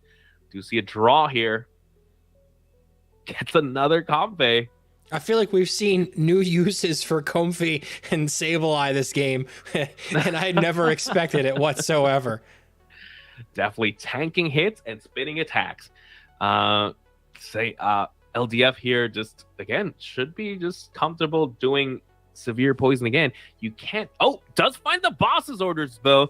Going to take a prize and getting the Sableye out of the way. It is pretty big. Down to 2 prizes left. What he could do here is essentially, if he has another boss's orders, takes a knockout on a Comfey, then he could end the game with an Eternatus if he chooses to. Yeah, knowing when to break the lock to take even more control of the game is definitely a strong suit for these decks like this, and even the Vikavolt decks we've seen recently.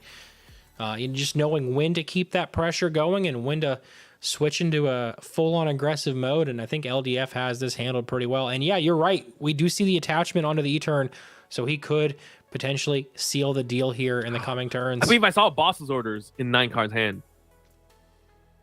Yes, that is the boss's orders. That is the one-off boss's orders. He can't get out of the ability lock here. Right now, he can flower selecting for 1, gets to the 10-card Lost Zone range. That means Sableye is active. And there we go. We do see the boss's orders. Decides to boss up the E-turn, interestingly enough. That means Sableye is not a viable Pokemon at the moment, thanks to the big Parasol. Goes for the 1 flower selecting he has access to. Is that the Urshifu? No! The Urshifu hits the Lost Zone. So that is no longer an option for us. The other card must have been very, very important here. Finds the Quick Ball. Going through the deck. Again, Urshifu V could actually do quite a bit of damage as well. Yeah, there's just not much left to work with in there, it looks like. Definitely. Not that much. Not many cards left, surprisingly. Does still have access to like stuff like Energy Recycler to get energy back into the deck. Is there no Rod? I don't see yet. Yeah, it's just 1 Energy Recycler, huh? Yeah, and a training cord in there. Goes for the Greninja. Maybe trying to draw something here. But again... Definitely might as well make use of abilities while you have them. This boss's orders is buying you 1 turn here. Unless the E-turn gets stuck. And we do see the training cord. Concealed cards coming into play. Drawing 2 cards. Finds the Sableye. Looks like the Energy Recycler as well.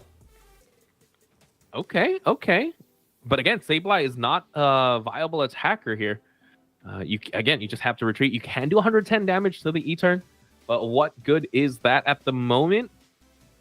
110. You're essentially 3-4 shotting this E-turn with Cramorant. I think Nick is just delaying the inevitable at this point in time, trying to drag this out.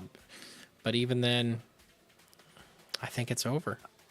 Gotta play to your outs. You could still play for a tie. You can essentially maybe boss stall a different E-turn with no energy on it. I think if LDF had more prizes left, that playing for a tie is a more viable strategy. But, we got about 1.5 minutes left in the round here.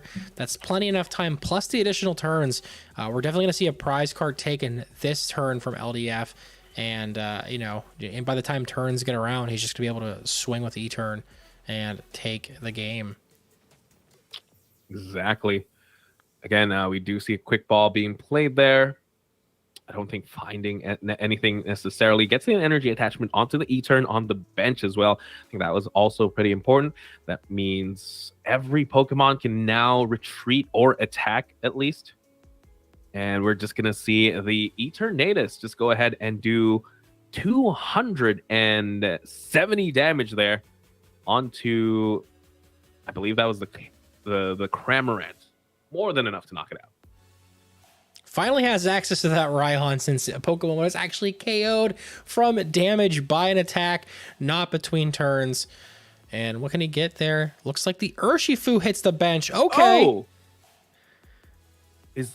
He's back in it. this Urshifu can attack here. The energy after recycler.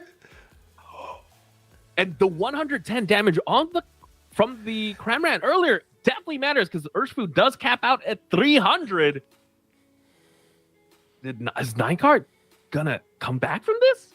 I mean, again, three prize cards is pretty huge, and if LDF can't get around that E-turn and take a KO somewhere else by means of, say, a boss's orders, then yeah, it could be.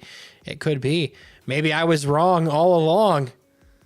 Yeah, LDF here only plays 2 boss orders. We've seen 1 played already, and I don't see. Well, he has a second Eternatus, but it's not a VMAX just yet. He has to find a way to VMAX it and then find more bench Pokemon to play to take a knockout this next turn. Because yeah, we're just gonna see. Again, LDF is so close to winning this game. He's And down Nick to 1 has prize. the fighting energy for turn. Yeah, I forgot the attack of the Urshifu V, but it is 150 damage times 2 thanks to weakness. Oh. Was it Did he not attack with the Cramorant the last turn? possibly? Because that wasn't a knockout on the E-turn. Maybe we just missed the damage counters. Yeah, maybe we just missed something there.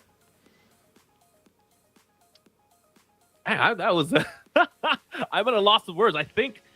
I'm pretty sure the E-turn should be knocked out if the Cramorant's attacked, but I'm not quite sure if the Cramorant's attacked. Well, let's find out. Let's catch them real quick. Let's mute the Google and head over there real quick. Sure thing. It's chip damage, coming with Urshifu and just rapid flow. Low, yeah. So we're didn't curious for the sake of the Happened the way I wanted to. We're curious for the sake of the stream. Did you not attack with the Cramorant? I can't with the. When the E-turn was in You the were able active, to, yeah. you were able to. You were able to attack with the Cramorant and do 110, and then the Urshifu would have been able to hit for weakness and take the KO. He only had 1 prize left though. I mean, play to your outs. He has an Eternatus. What do you mean play to my outs? There's no out. What we thought happened from the stream, because there was a 6 and a 5 kind of beside the E-turn. So when Yeah, you 'cause, bossed he it up, didn't- we assume that you spit onto that, and then it got KO'd, and then you brought the Urshi out, and then that would have gotten the KO. There's no scenario where this matters because all that has to happen is just that second E-turn attacks, and I lose. All my Comfies had 6 damage on them. The Cramorant only has 110 health, so it's going to be super easy to knock out with a second Eternatus attack. Even the V can, if you get enough energies on it, can KO it really easily. So yeah, once I got to that point where you had 1 prize left, it really doesn't matter. Mm-hmm. Yeah, we were just curious. He didn't announce spit, so I was like, oh, so I didn't put the dice beside the thing. That's Okay. why I did that. If you're wondering, yeah, because he never announced it. Okay, I'm gonna reset your guys' match since it went to time, but you guys would have been in turns anyway, so it's okay. Okay. Yeah. So Cool. we'll get the next phase cooked up. Thank you both for playing. Be right back. All right. Good game, guys. All right, we're back in the Google chat now. GG's to these gents for sticking it out and playing. Let's get this next phase of the tournament set up correctly here. Yeah, and we are now into top cut. I believe top 4. Top 4, And single elimination.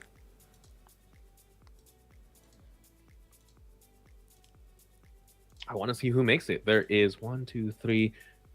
No, it should be Jake, Piper, Cash, and Little Dark Fury in the top 4. Yeah, those are everyone with 2 wins. 2 wins or better does get you there. Yeah, Piper Lapine versus Jake R. Looks like they have to go into a rematch here. And Cash versus LDF. Who do we want to see? Let's see the rematch. Yeah, let's head over to table 1 then. Bear with us here. We'll hop over there. And we'll get this set up for everybody here.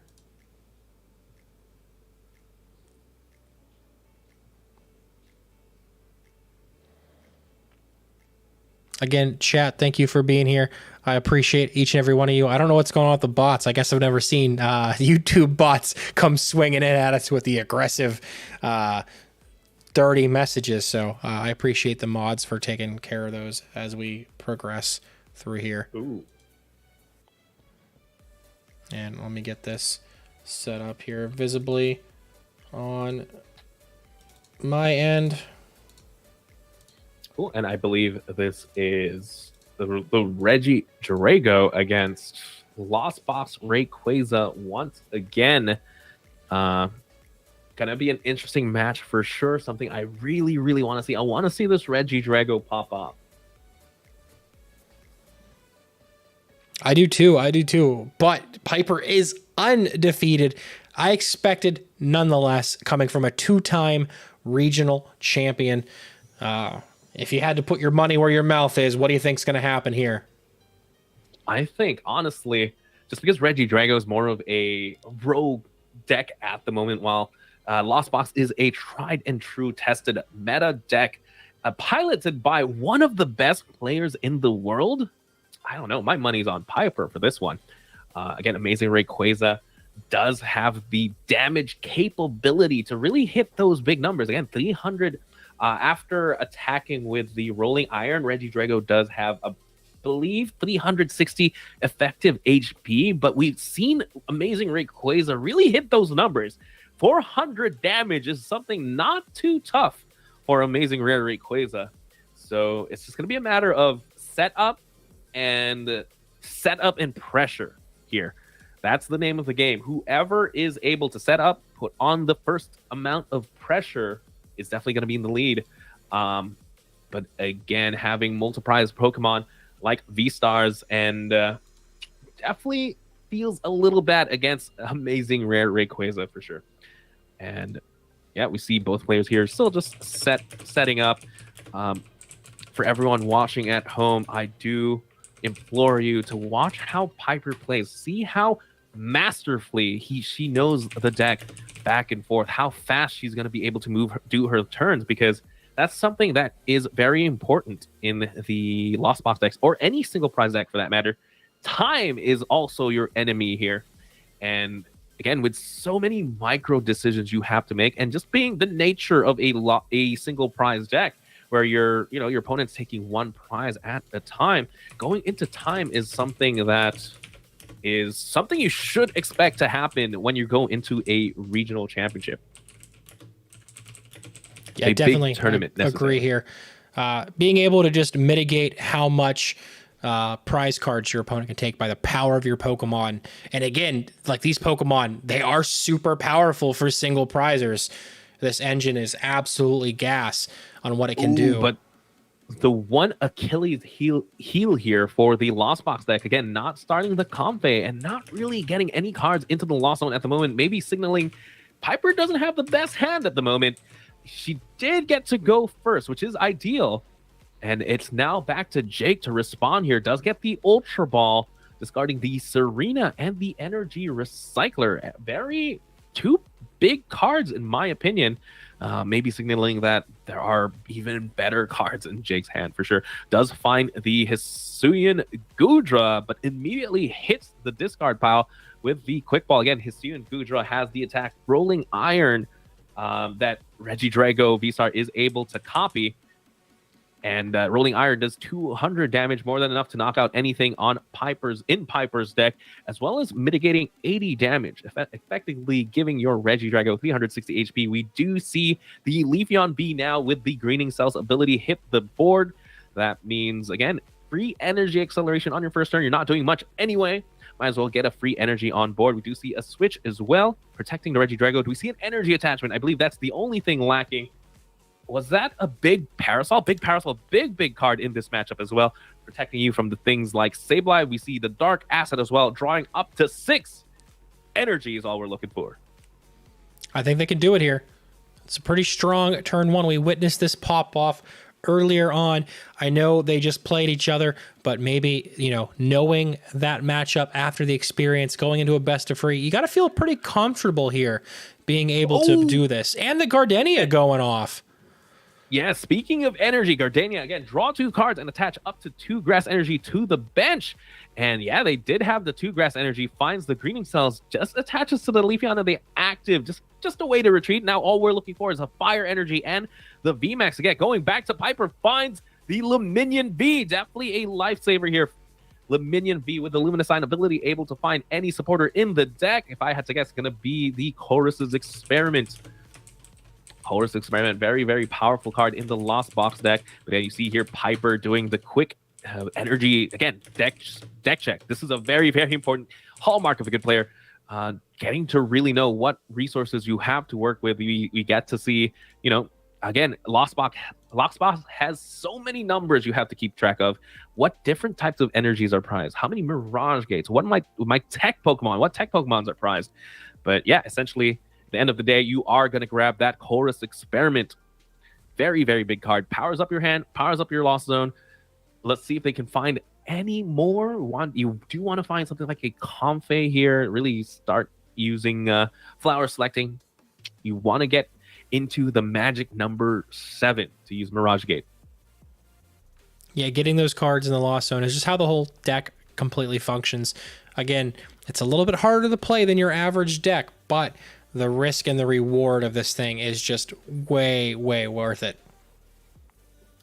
100%. Yes, we do put a 2 prize Pokemon in play at the moment, but you just have to play it. We do see the Chorus Experiment come into play. Let's see what hits the Lost Zone. If I had to guess, I'm going to see a Battle VIP.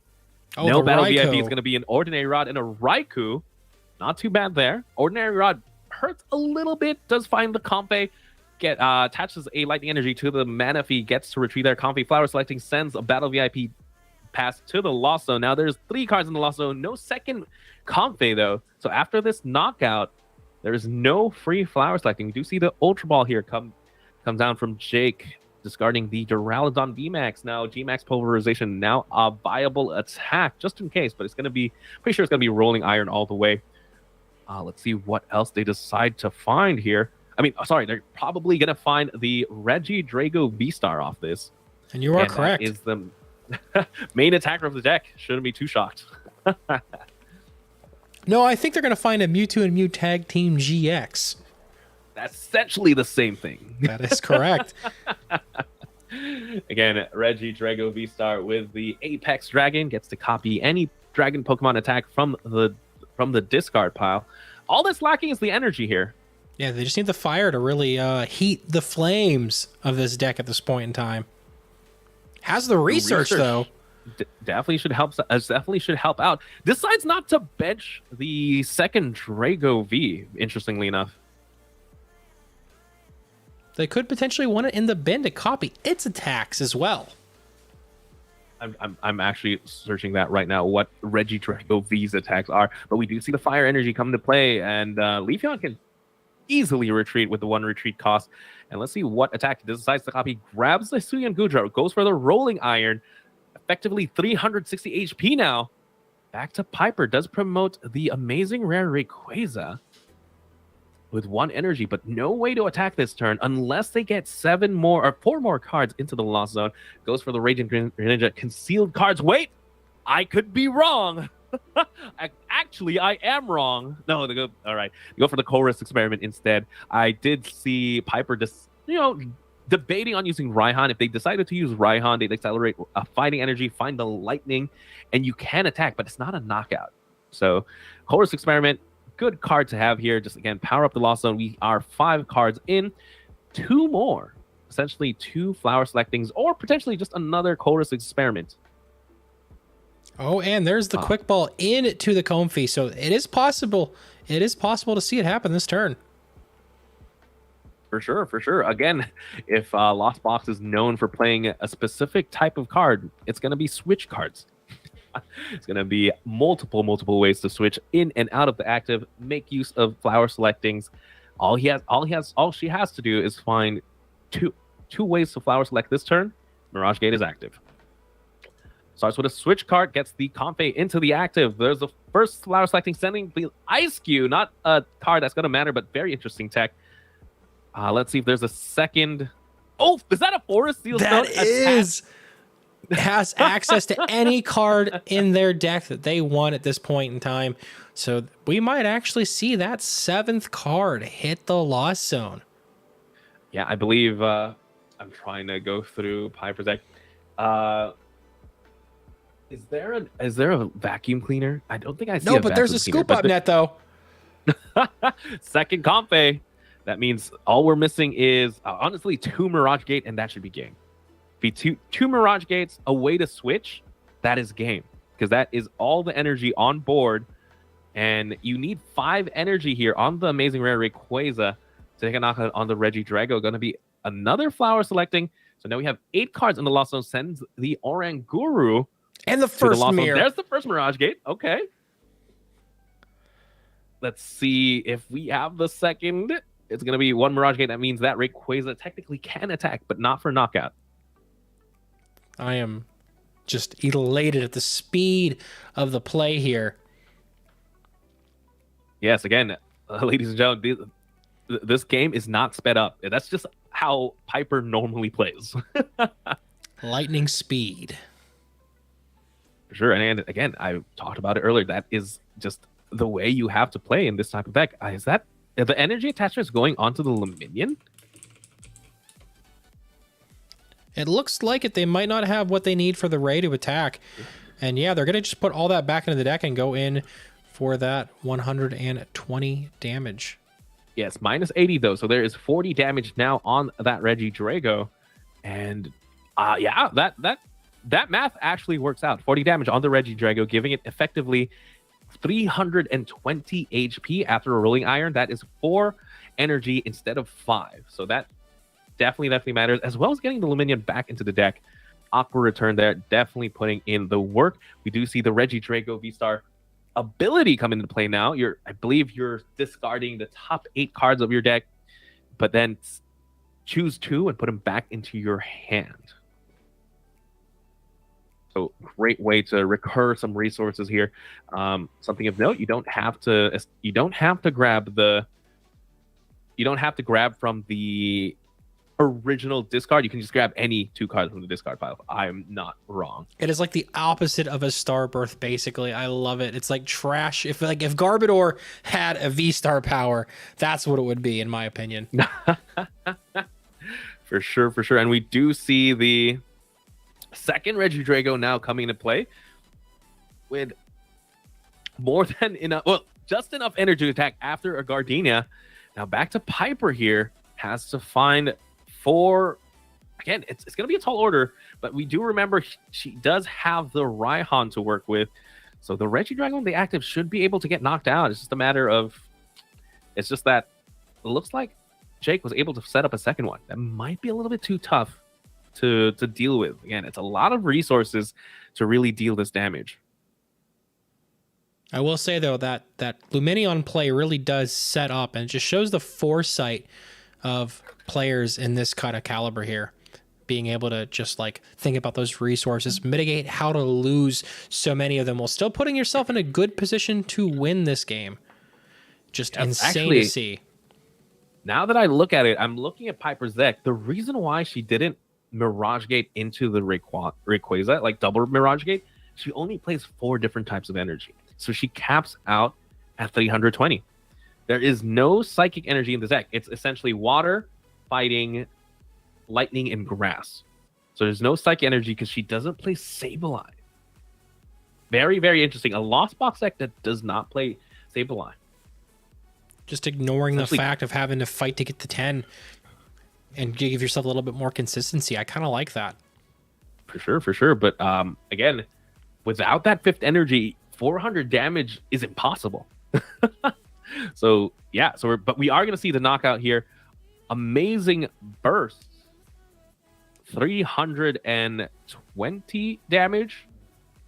Yeah, 320 damage plus the 40 earlier should be enough to take the knockout there. And 2 prizes. And now it ties it up. Jake here. 4-4 for both players. It's just a matter of, does Jake have the Regidrago V-Star? Well, we see the fire energy onto the Leafeon, though, which is definitely an interesting play. Leafeon's attack, you do have to flip a coin to do more damage.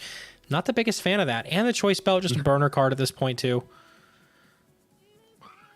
Second Regidrago. Probably if I would have liked to see the fire energy go down there. It looks like they're just playing down the hand, maybe signaling, oh, yes, a Serena. Discarding the top 3 cards, draws 5 big ones here. They don't draw the V-Star.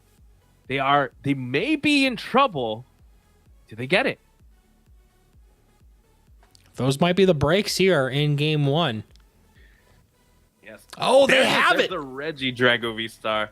So Jake now is in a very, very comfortable position. This Regidrago should not get knocked out this next turn.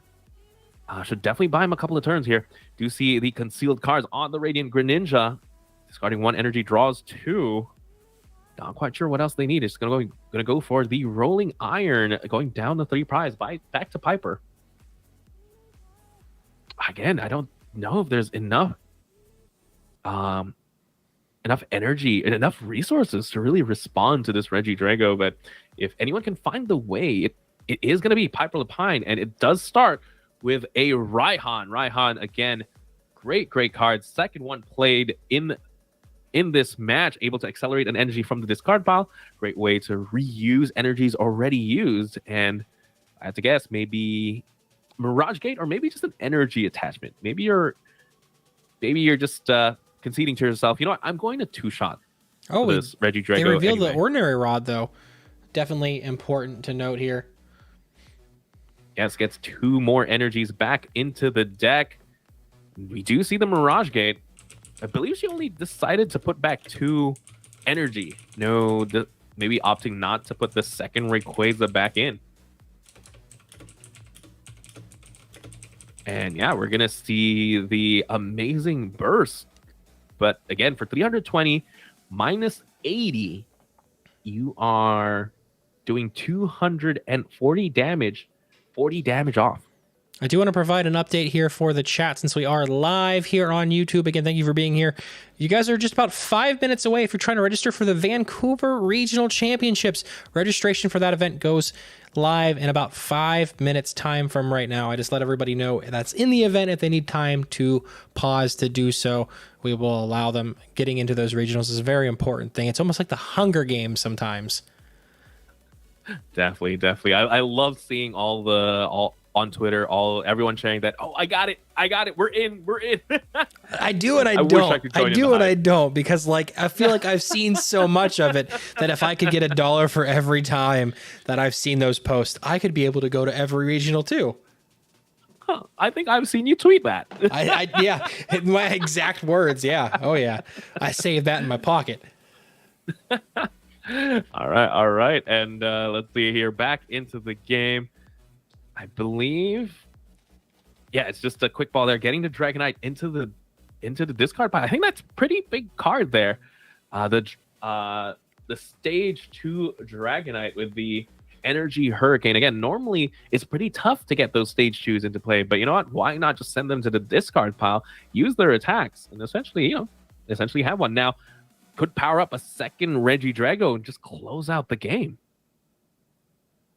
Because, again, 3 Regidrago V-Stars, very, very tall order, very tough ass to knock out. Yeah, especially when they're just taking less damage thanks to the Rolling Iron. It's kind of rough. You have to discard so many resources every single time that you attack with these amazing Rayquazas that eventually you could just run out of steam by the time you can get through them all. Definitely. I think something we should have kept note of is how many Mirage Gate Piper has left to play. And we do see the Dragonite attack coming out, but something you know, that means you didn't use Rolling Iron. Yeah, the amount of damage already on this Regidrago might be enough to just kind of mitigate the fact of Rolling Iron anyways. That way they can just set themselves to a better board presence, I feel. For sure. Definitely important. But now something like a Cramorant can easily knock you out, whereas if you did use Rolling Iron, Cramorant's actually 10 short. Quick Ball, though, gets rid of the Battle Pass for another Comfey. All right. Finding a second Comfey. Kind of surprising. Still looking for a couple things in the deck then. Prioritizing flower selecting. have to wonder what else we need. But it looks like it's just going to be a scoop going into game two. Game two there. Yeah, Jake takes it back after getting handed a loss earlier in the Swiss rounds from Piper. Figuring out, hey, maybe that game where I got my butt whooped, maybe now I know the sauce of this matchup, and hey, this could be it. This could be the way for Jake to take the dub here up a game against Piper Lapine. Exactly. Again, this is a Piper Lapine, two-time regional champion this season. If we're talking about a David versus Goliath match, this is definitely one of them. And again, Lost Box, one of the most established decks in the format at the moment. But Reggie Drago, probably one great call for this metagame. I'm gonna ask them specifically real quick if they need time to register for the event real quick. Sure As thing. a courtesy real quick. Hey, do either of you want to register for Vancouver? It's in like 2 minutes. Let's do that. That's a bit I far. wish I could register. Flights Alright. are just way too expensive. Okay, just making Yeah, sure you guys had the opportunity. I'm a poor college student. Right on. All right, thank you. Continue. All right, looks like they're good to go. All right. I always try to be like the most hospitable TO as I can. And I mean, like, if you miss the regional registration because you're playing in another event, that's got to feel awful. And I don't want to be like a part of that feeling. You know what I mean? Exactly. Here at the Webcam War, we want to make sure that everyone is having a good time. Everyone is comfortable where they're playing. They don't have to rush themselves to go into another event here. Very, very kind to you, but Tio, good job, Steuben. Hey, I try. Come play at one of my real life events, man. I give out raffle prizes, extra promos all the time. Come hang out, win some store credit. One of these days, I've already seen the other half of the Gust of Wind podcast. It's time to find my way to the better half for sure. What do you think about Gazer's self Blues Clues intro from this past week? Self Blues Clues? I think I missed it. He Blues Clues himself into the episode. We didn't have a guest. It was just me and him talking about his first time regional experience, and he started to Blues Clues himself. Oh, I haven't seen that one. Yeah, the last one I watched was with Gumi Gummy. Guys, again, quick plug, Gust of Wind podcast. Definitely check it out. I'm definitely going to watch that episode. But back to the tournament, we did see Piper Lapine going first. It does get 2 flower selecting off. Senza lost Mirage Gate to the Lost Zone, though. Not the best flower selecting. No, definitely not. Again, those are resources. Those are pretty important resources. I would love to see the decisions that had to be made here, especially from the mind of Piper Lapine. And we do see a quick ball come into play. If I had to guess, maybe finding a Radiant Greninja to try and draw a little bit more. But again, first things first, do your deck check. Yeah, first search is super important, since you can't just stack them out and lay them out everywhere like you can on PTCGO. You really got to go through and count what you have in there. And again, in this matchup specifically, all those different energy types are so important here. For sure. And we already see 1 water energy in the Lost Zone. Piper does play 3, so that is technically the most energy type she plays in the deck. Very interesting, but probably to facilitate the Radiant Greninja, Ice Cube, and Luminion for sure. Something to note, she actually plays 3 Raihan in the deck. A very, very high count of Raihan in my opinion. But definitely works out in her favor. Again, I believe this deck is more focused on really getting those amazing rare Rayquaza attacks off. And we're just going to see the pass there. Jake starting off with a Luminion V, probably not the best starter. We've seen Jake really pop off in these in this tournament, but let's see if they can repeat the magic here. They do go for the quick ball, finding the very, very important Reggie Drago V. Definitely want to get your main attacker on the board first. Let's see if they can find anything else. You know, I told myself the video I recorded today, it's not out yet for a deck profile for the channel, that it would have been the last one before Crown Zenith, but man, seeing this Regidrago deck kind of makes me want to cover it on the channel. I'm not going to lie.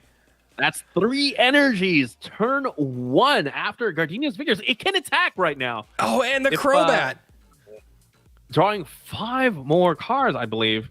Or, well, anyway, up to 6. All we need is a switch here, and I still haven't found Regidrago V's attack.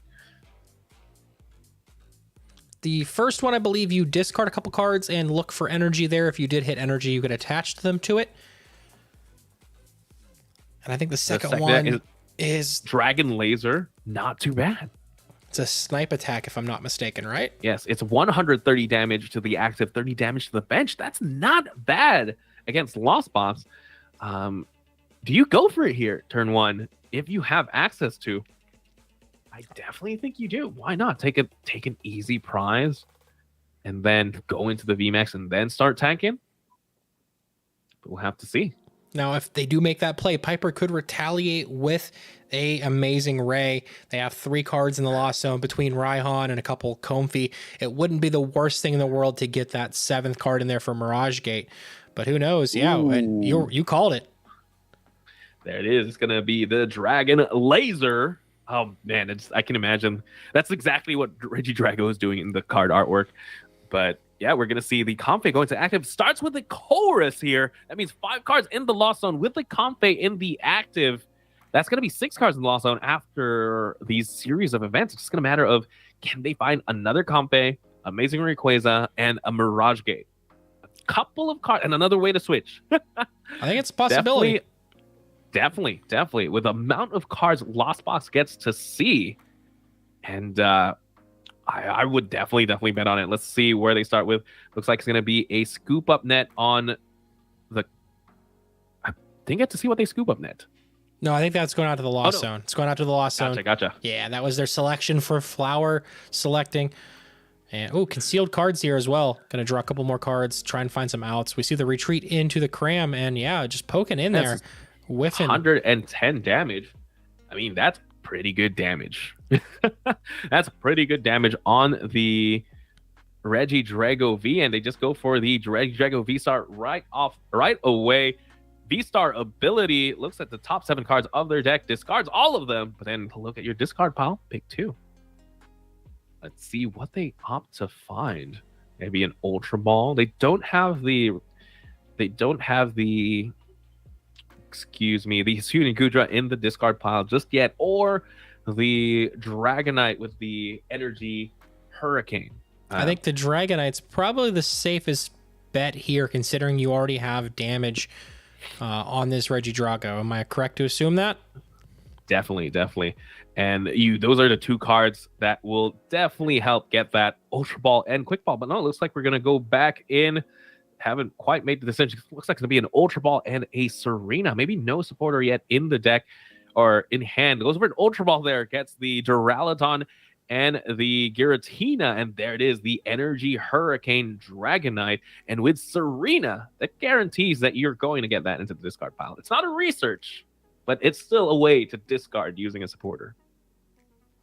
I love the options of Serena in a lot of these decks, whether you can, funnel it to get cards into the bin or just gust up a Pokemon V. And in this matchup, Serena's not going to do much. Piper's definitely not going to put down that Raikou V that's in their list. So being able to just pitch a couple cards and draw a few is a pretty strong position to get yourself into, especially getting that Dragonite in there. 4 different attackers in the bin for Regidrago to have access to. Feels really cool here. Definitely. But again, without the Rolling Iron, even with the Rolling Iron, Amazing Rare Rayquaza is easily going to be able to knock out the Regidrago. But yeah, we're going to see the Energy Hurricane, I believe. And attaches 3 energy there onto the Regidrago V-Star on the bench. And 2 Regidragos pretty much set up. Back to Piper. Again, there's already 1 Mirage Gate in the Lost Zone. You see Piper here just doing the mental math that she needs to do in her head to really decide on what plays she does to get her back into the game. Gonna find looks like the Zigzagoon they were debating on the Zigzagoon if the Zigzagoon math was gonna matter. Looks like definitely prioritize that over the Chorus Experiment. More than enough cards now in the Lost Zone to be able to use Mirage Gate. See what they're able to use. Again, still has a couple of abilities to abilities to use there. Does use the Raihan, gets the water energy attached to the Radiant Greninja. Probably wanted to see that on the amazing rare Rayquaza, but energy on the Greninja doesn't hurt either. But we do see the Mirage Gate there, attaches a fighting and a grass energy to the Rayquaza, and the lightning. There's the knockout on the Regidrago. I'm thinking now. I'm doing math in my head as well.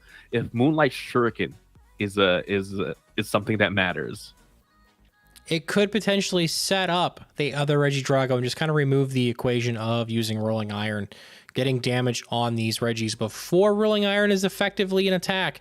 It does make a big difference here. We saw that in the last game. Yep. But we are going to go with the amazing rare Rayquaza, amazing burst, doing 240 damage. That is a knockout on the Regidrago. Something that did come to mind actually is if they can Moonlight Shuriken the Crobat and the Luminion, that brings them into Cramorant range. Maybe Piper thinking, you know what, I'm not going to be attacking I'm not going to knock out this Regidrago in the active. I'm just going to take my 4 prizes from the bench. Yeah, having the energy on the Greninja could just show, hey, this is the play that they're trying to make in the following turns. Could you even see, I could even see a future where Moonlight Shuriken happens 2 times in a row to close out the game on the Crobat and the Lumineon.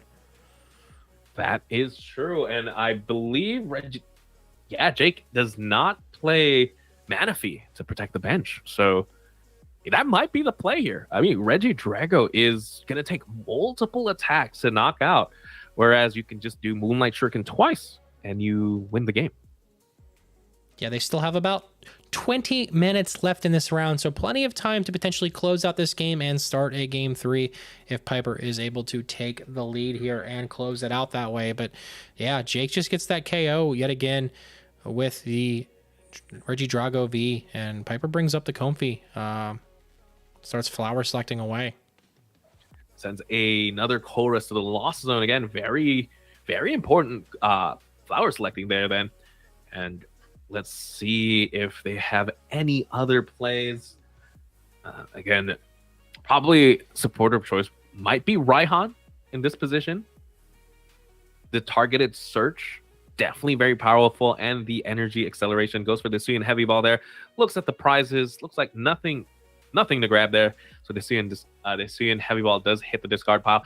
Concealed cards discarding the Lightning Energy, gets to draw 2 cards. Let's see what else they find. Finds the Cramorant. Don't think that's the attacker we need to go into, except there's the Escape Rope. Sends the Regidrago to the bench, goes into the Cramorant. They're going to do 110 damage here onto the Leafeon. And now that is a Moonlight Shuriken away from getting knocked out. Yeah, that wash water energy came down here. So just 1 attachment now. And yeah, there's no way for them to get rid of this Leafeon out of play with their current list. We do see them retreat, but we're just going to see more Rolling Iron here, is what I assume.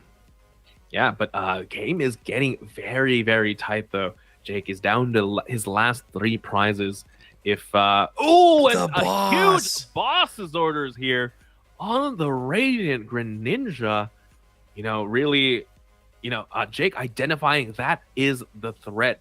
And, it took 2 turns for Piper to really establish that Radiant Greninja. And with only, 2 prizes remaining for Jake, Piper has to do it now. It's now or never. If she can't attack with Radiant Greninja literally 2 times, she can't win this game. There's no conceivable way to win this game.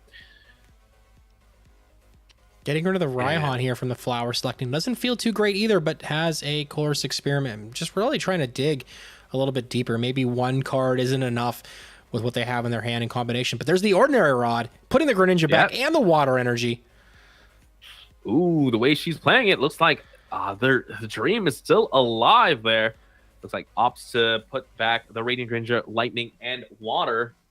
Do they have a way to get the Radiant Greninja, get a couple of a Mirage Gate going? At this point, the deck has to be really thin here looking at the board state. For sure. I mean, we are a couple of turns into the game, and we see another escape rope come into play. Oh, actually, this is a very, very important decision, Steuben. This escape rope will essentially either give Piper a chance or might. Yeah, that is the correct decision. That's what I was about to say. If Jake decides to promote the Luminion instead of the Leafeon there, that means this Cramorant can do 110 damage, set up a Greninja play. But now it just takes 2 prizes. Now Greninja is no longer available to win the game since, again, Radiant Greninja has to attack twice to be able to close out the game. Yeah, what a play there from Jake, not throwing up either the bat or the Luminion. But something of note is now Piper, all Piper has to do now is set up another Rayquaza and go for the same play. So technically, just again, this is a very, very tight game. I believe Jake was in the driver's seat for most of it, but when he Piper puts down the training court to bring it back. The training court actually could help Piper in this situation as well here, giving them access to another energy card. Definitely one less piece of the puzzle for Piper now. Definitely has access to energy. We're going to see the Rolling Iron take the knockout on the No, that's Cramorant. the Dragonite's attack. Accelerating energy from the deck. Very risky play here, because now the Amazing Rare Rayquaza with 4 energy takes the knockout on the Regidrago. And they have the energy recycler. That's a lot of energies going back into the deck. Let's see it. 2 Mirage Gate, Raihan Mirage Gate, Raihan attached Mirage Gate. There's 1 Mirage Gate. Attachment. Do we see the Raihan? There's the Boss's Orders. Boss's Orders on a Crobat. 240 damage. Piper Lapine ties up the series 1-1. Wow, what a turn of events. What an absolute wild turn of events moving into game 3 here. They've got about 15 minutes left. This is going to be a close one. This is a nail biter. Yes, I was, again, Jake was in the driver's seat most of the game, but you know what? I was counting Piper out. I thought this was a Regidrago game sweep, but you know what? That's the first mistake. That was my first mistake here tonight, counting out Piper Lapine from the top 4 of the Card Wars tournament here. Yeah, I did not expect to see that turn there. Either way, like if they would have promoted another one of those Pokemon, we could have potentially seen the Greninja take it away. But having access to that Boss's Orders at the end to seal the deal, did not see that coming at all. 100%. For sure, I was thinking, you know what? It's double Greninja. Double Greninja was the way, but maybe promoting the Leafeon now, maybe not the safest. No, either way, I think Piper to give was a little pretty much in update control. On our other top 4 match, Little Dark Fury took the win over Cashman. So one of our finalists is locked in place. So the winner of this match will go on to play LDF in the finals. Phew. And it looks like both players just quick mulligan there. But yeah, congratulations to Little Dark Fury for making it into the finals of the Webcam Wars. Yeah, I mean, Little Dark Fury, great YouTuber there. Definitely check him out. And a member of the Shuffle Squad. I heard they're pretty great. Yeah, they're all right people, you know. Feel free to go ahead and plug yourself here and everybody else as well. I don't know if I would let you do it at the beginning, but we might have a whole different crowd of people listening in from home right now. So take it away, Mr. Primetime Wizard. No. This right now, it's about Piper Lapine and Jake here on the top 4. Again, this is game 3. Not gonna steal the spotlight from them. It's all them. It's all they're them. shuffling up. You got plenty of time to steal the show. It's all right. No, yeah, all right. You convinced me, guys. It's again Primetime Wizard TV here. I'm a professional Pokemon caster, streamer, and wizard, and all that jazz. And I'm part of the Shuffle Squad. Teammates here with Little Dark Fury. Sometimes stream on that YouTube as well. And yeah, I just have to say, the people in the Shuffle Squad, amazing people. I wouldn't be here I don't think I'll be here where I am today without them. They definitely helped out. And looks like going back to the game now, Piper Lapine shuffling up. Jake already has their active Pokemon. So giving a couple of cards to your opponent definitely doesn't feel good, especially on a game 3 in top 4 for all the marbles. Yeah, this could be a wild game here. I did not expect us to get to a game 3 here with this matchup, seeing the history of this and the Swiss rounds as well. But Jake really putting it up. But oh no, just the Drapion start. This is the first time, I believe, that Jake was not able to pop off with the Regidragos. Normally you see Regidrago, Leafeon attachment, you even have Gardenia if you're going second. But no, just attachment to the Drapion. Essentially a useless attachment there. I don't think Drapion is going to be able to attack in this game. A Drapion here normally is used for the Mew counters, while Piper opens up double Comfey, 2 cards in the Lost Zone, as well as the Luminion V. Again, Luminous Sign ability, able to grab any supporter she wants, and it's going to be the Chorus's Experiment. 4 cards now in the Lost Zone. Could find the Cramorant, essentially 2-shot the Drapion, get free 2 prizes, or potentially the Donk. Whoo! Yeah, very, if it's a very possibility to get enough in there for enough damage to come down, this could just be it. This could be one gas turn here. All right, let's go ahead and see what she decides to send to the Lost Zone. Again, these are going to be 5 big cards here. It's going to be the Ice Cube and the Ordinary Rod. Ordinary Rod, something you don't typically want to see in the Lost Zone. I believe that's Ordinary Rod. I could be wrong, though, just judging by the art. But again, Ice Cube, not too bad. Finds the Radiant Greninja and the Cramorant now on the bench after the Battle VIP Pass. Always a good time when you have Battle VIP Pass on the first turn. Now, it's just a matter of, does she have the attack? And there's the concealed cards. Is that a second Battle VIP Pass? Not too bad for sure. Finds another Comfey. Definitely not lacking on that specific Pokemon. Again, Comfey, the backbone of the Lost Box deck with the flower selecting ability. Able to look at the top 2 cards of your deck, send 1 to the Lost Zone, 1 to your hand, as long as it's in the active. And we do see a scoop up net there. That's a way to switch. Sends the Comfey, though. Instead, is she going for the knockout? That's 5 in the Lost Zone. 2 more. There's a retreat. No, it's into the just cram. a cram. Okay. I held my breath there for a second when I realized what was going on. But yeah, there we go. We see the spit innocently. As long as there's 4 cards in the Lost Zone, Cramorant is able to attack for free. We do see the training card hit the field, and just a Professor's Research. Oh, that would have been a great hand if there was a Drago. And big 7 cards here. Has to find a basic Pokemon. If you don't find a basic Pokemon, the game is done. There's a Drago and a Leafeon. 2 basic Pokemon there. So we definitely have a game in our hands. Attachment for turn. And with the training court, finds the fire energy into the hand as well. And again, Greening Cell's ability on the Leafeon is going to be able to find that second fire energy. And that Regidrago is pretty much ready the next turn. Yeah, it just seems like every time they get that Reggie up, they go for that Dragonite first, start loading up onto another one, and then we see the Rolling Iron and Rolling Iron over and over again. All right, back to Piper now. We did see the Greening Cells. Essentially, Piper has a free 2 prize cards here off the Drapion V. I'm sure she's glad to see that, because if there's one thing Regidrago is good at doing, is denying those prize cards. So just taking these 2 pretty much, yeah, essentially for free on the Drapion. Absolutely huge. We do see the Oranguru now hit the field. I believe this is the first time we've seen Piper play this in the series of games. We see the attachment up for turn. Is that a fire energy? Probably just preparing the retreat for next turn. And that is the Spit Innocently for 110 damage, drawing 2 prizes. Back to Jake.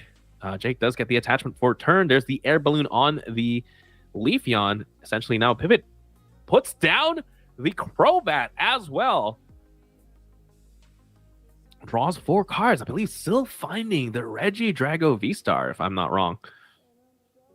There's no dragon in the discard pile as well yet.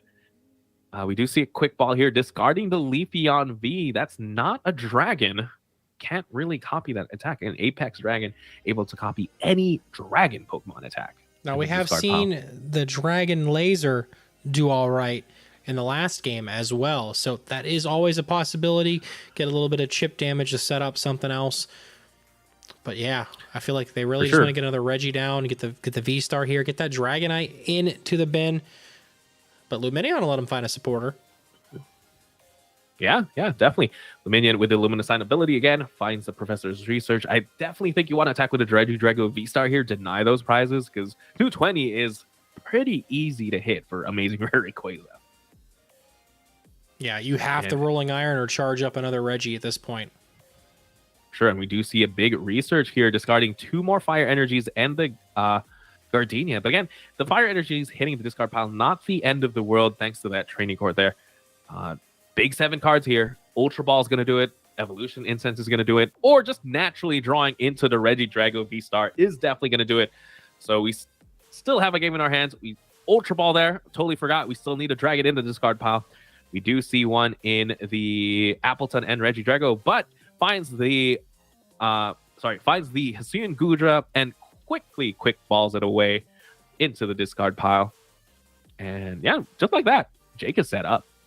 Yeah, it took a few extra turns compared to normal, but you know, if you look at what they discarded a lot of supporter cards in these first 2 turns here, and that could end up being a problem later on in the game here for them. For sure. I mean, you have to do what you have to do, but you have to remember as well that Regidrago has the V-Star ability to technically get any of those 2 cards back in the hand. Yeah, theoretically, if you want to call it double Versus Seeker, you really can. Calling back to the days of the Black and White era, and even further back with Fire Red Leaf Green with Versus Seeker in the format, getting supporter cards out of the discard pile. That could be something we see in the future here with Scarlet and Violet as well. For sure, and we do see the Radiant Greninja does hit the board as well, just able to free 2 cards there off of the Grass Energy, and we'll have to see here what... Oh, and another Regidrago hits the board. Is that an Energy Search? That is an Energy Search, yes. Very old printing of it. It looks pretty cool for sure. Finds the 1 more Grass Energy, maybe just prepping the hand for a Gardenia next turn, so I'm probably going to see the Rolling Iron here. Right? We have to see. Yeah. Believe so. Yeah, I believe it is the Rolling Iron. I don't think... Is that the Dragonite in the discard pile? No, that should be an Appleton, if I believe correctly. Yes. Yeah, so it is going to be the Rolling Iron. Back to Piper. This Regidrago is 100% safe this turn. We know for a fact Piper doesn't have that 5th energy type to really do 400 damage. We're going to see the Colress experiment now played. Let's see what goes into the Lost Zone. Big 5 cards here. We could see that Lumineon play again this turn, doing just that little bit of chip damage with the Aqua Return once again, setting up the Rayquaza in the future, getting another 2-prizer off the board to prevent Jake from getting extra prize cards here. That is true. Or we could potentially see just a double Radiant Greninja play to close out the entire series. We do see the Energy Recycler putting 5 energy cards back into the deck. It's going to have to be double Mirage Gate here, or, Raihan Mirage Gate, but we've already seen a supporter played for turn. Let's see what Piper decides to do. Really thinking about these energies going back and forth. I know they have access to Jake's training court, so they could be considering a play by keeping one of those water energies in the bin in case they can't double Mirage Gate potentially. That way they can still just attach one naturally by grabbing it from the bin. Yeah, but leaving it in there and then grabbing it out with the training court. They've got the gate. And yes, and again, thanks to that training court, she did decide to leave 1 energy in the discard pile, and she uses training card, grabs it, and that Radiant Greninja is now ready to attack. If Jake could find a way to just finally find a Lost City for some reason in the deck to send this Radiant Greninja to the Lost Zone, I'm sure he would love to do that, but Unfortunately, there's no way to do that. That means this Radiant Greninja is going to hit the discard pile after getting knocked out, and Piper has a lot of ways to really get that back into the deck. Yeah, the damage hits the Luminion and the Crobat. They are one Moonlight Shuriken away from getting KO'd, and Piper taking those last 4 prize cards here. So this could be a pretty pivotal moment here. Yes, definitely. Jake here still has to take 5 more prizes. Yes, there's a Luminion in play. Could potentially be an easy 2 prizes, but Piper could essentially win this turn if she has the right cards. Definitely starts with the Ordinary Rod, shuffling back in the Radiant Greninja and 1 Fighting Energy. Looks like goes for the Quick Ball. Gets the Radiant Greninja in play. Uses the Training Court. There's the Raihan. Attaches that. That's it. That's it. Raihan accelerates the Water Energy. Gets the Mirage Gate. For the Lightning Energy, it's going to be a Moonlight Shuriken. 90 damage to the Luminion V and Crobat V, taking 4 prizes. What a turn. Whew. They saw that line of play, turns in advance, taking the dub there. What a game. What a game. Piper is going to move along into the finals with just seconds to spare on the clock before time would have happened. They got that in again, this is a best of 350 minutes. They got that in time. Very surprising for the set of decks for sure. A tank style deck and a Lost Box just goes to show how skillful Piper is with this with her Lost Box. She scooped game 1 at the exact right moment to just have enough time to complete this series of games. I am impressed. Very, very impressed. Oh yeah. What a dub it is. So our finals are decided. Piper Lapine versus Little Dark Fury. Let's get this taken care of and up on the stream for everybody. I'll give them just a moment to assess their mess while we wait for just a second. I'm very impressed with Jake's Regidrago deck. We saw him set up and pop off multiple times on that first turn, just repeatedly. Exactly, and unfortunately, just missing it on game 3 though, just a little bit shy. Just didn't get to pop off that game, giving away 2 free prizes off the Drapion. Piper essentially didn't knock out a Regidrago at all that game on the 3rd game. Did not have to at all. That Drapion start really did cause quite some problems though. Yeah, definitely. And again, it is not the easiest Pokemon to get out of the active. It does have 2 retreat costs. That's the downside of sometimes having these tech cards. Sometimes you start them. Sometimes you start them in the matches you really, really don't need them in. But, Drapion is a necessary evil. It is a card that can swing games against Mew VMAX for sure. And yeah, this is the finals. This is what we've been waiting for. Can we get some hype in the chat for the finals of the very first ever Webcam Wars Invitational with these 2 amazing players taking it all the way to the end, Little Dark Fury and Piper Lapine. Give it up for them, everybody. Woo! All right. Again, this is Piper Lapine, 2-time regional champion, professional Pokemon player versus LDF. Spice extraordinaire, professional YouTuber. So we have a very, very interesting game in our hands. And again, it is Piper's Lost Box deck against the Wheezing Eternatus. We've seen LDF really control the game when he's up against Lost Box. Let's see if he can do the same against Piper Lapine here. And looks like Piper is going to go ahead and mulligan 1. Oh, no, sorry. That was LDF. Does mulligan 1 card there to Piper, giving Lost Box even more cards in their opening hand. Definitely doesn't feel good, but we do know LDF has access to the quick Judge Wheezing combo to control the game. It's a matter of, can they start the coughing? I'm looking at LDF's deck as well right now. He does play 2/4 Sealed Stone. Something that is missing that I like to see in some of the some of the Weezing decks is the Boost Shake. Boost Shake is a card that allows you to evolve on the first turn, but you skip your turn. Very, very specific card there, but with the Force Seal Stone, sometimes you can find it out. And looks like unfortunately LDF is gonna start with the. Yeah, it looks like LDF is gonna start with a Crobat. Yeah, just an energy on there and a pass. We saw this earlier in the Swiss rounds with LDF versus 9 card, where LDF just had a lone coughing, had to pass against Lost Box. But hey, at least this time, Crobat's got a little bit more meat on its body here to protect it from a KO. For sure. And we do see Piper opening up with the Battle VIP pass. You're gonna have a good time if you're opening with a Battle VIP. The energy on the Crobat is not insignificant, though. This Crobat can evolve to Crobat VMAX and essentially take a knockout this next turn. So, not just a throwaway energy there. We do see Piper finding themselves the Radiant Greninja and a second Comfey. Let's see how many cards they can send to the Lost Zone. Again, ideally, they want to be able to attack with a Cramorant this turn. Just to put in the pressure, for sure. But yeah, let's see what. Thank you. Let's see what else they find. They haven't used the Radiant Greninja yet. Yeah, there it is. Concealed cards, discarding the Water Energy, drawing 2.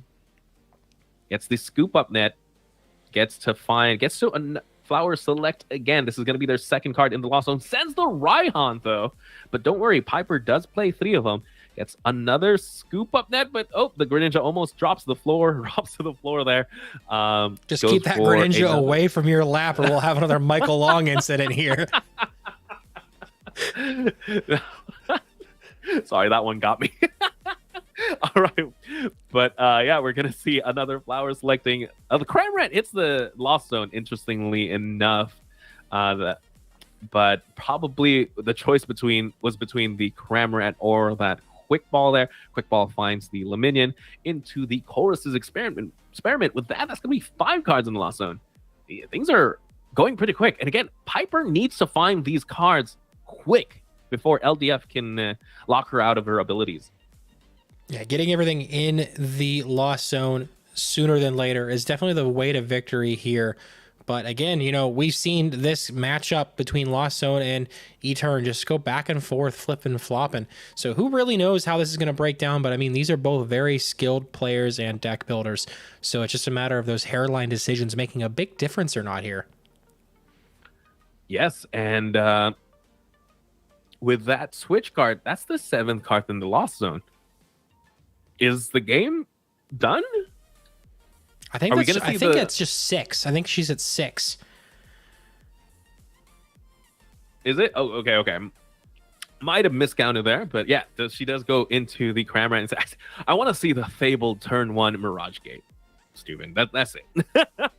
There's plenty of Pokemon left here no matter what happens in this game, so it is a possibility. All right, we're going to see them quick Marnie here. LDF does play down the Temple of Sinnoh, essentially shutting down the Wash Energy from the Wash Energy on Piper's side, but I don't think it's really going to matter here. Does find themselves the Coughing. They're able to retreat into the Coughing, and with an Ascension, again, they get to evolve turn 1, essentially, locking them out. This is going to be a very, very big turn. This is going to dictate if LTF can swing this game back, because Piper put in a lot of pressure. Yeah, there's 6 cards in the Lost Zone, so a single Chorus's Experiment, or in this case, even one of the Escape Ropes or a Boss's Orders would give access to Piper's abilities once again here. So it's not completely said and done with. But I believe that was just a pass, and then back to LDF, attaches an energy, goes for the Severe Poison, and passes as well. So a very simplified board state we have here. Just attacking, passing, or just passing. No supporters being played at the moment. No abilities. And yeah, it's just going to be a pass. Cramorant now has 80 damage on it. Just goes for, again, just quick hand movements. Just goes for a pass there. Takes a knockout on the Cramorant. And Piper goes into the Comfey. Let's see if they have a response now. Again, both players essentially top decking. Looks like, no, it's just going to be, Pass back to LDF. Gets the Forest Seal Stone. Now LDF has access to anything he wants in the deck. Have to wonder, though, what he needs. Doesn't need to find a supporter. Maybe finding the Hisuian Sneasler could be big. Yeah, being able to get that extra damage, is going to be a really big thing and help closing out. Another thing we learned earlier, that you got to keep in mind that these poison KOs are between turns. So that also shuts off Piper's Raihan that they have 3 copies of in their deck. It is effectively useless in some of these situations here.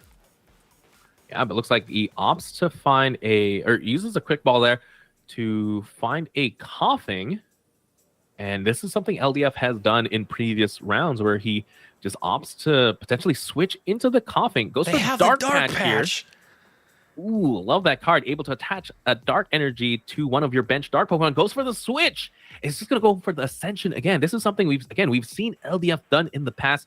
Prioritizing board state over damage, and just getting this Ascension off once again means there's 2 Weezings in play. Drops an E-turn as well. And again, having 2 Weezings in play means Escape Rope's not an out. No, not at all.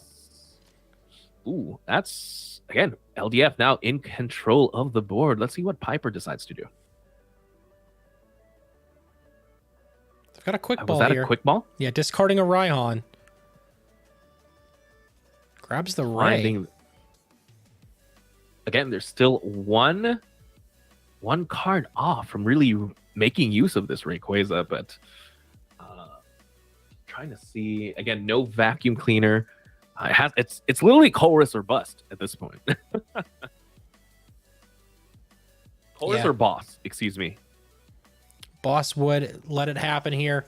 But, just another pass back to LDF. Piper is in danger here. Let's see if LDF has the right cards to really take this knockout again. By using Galarian Zigzagoon, you're essentially doing the 70 damage right now, which wouldn't be too bad. Deny your... you also need Hisuian Sneasler. But there it is. So 60 There's damage. the Sneasler anyways. Gets rid of that Drapion, grabs the Sneasler. So yeah, we're going to see some extra damage counters for poison every Pokemon checkup here.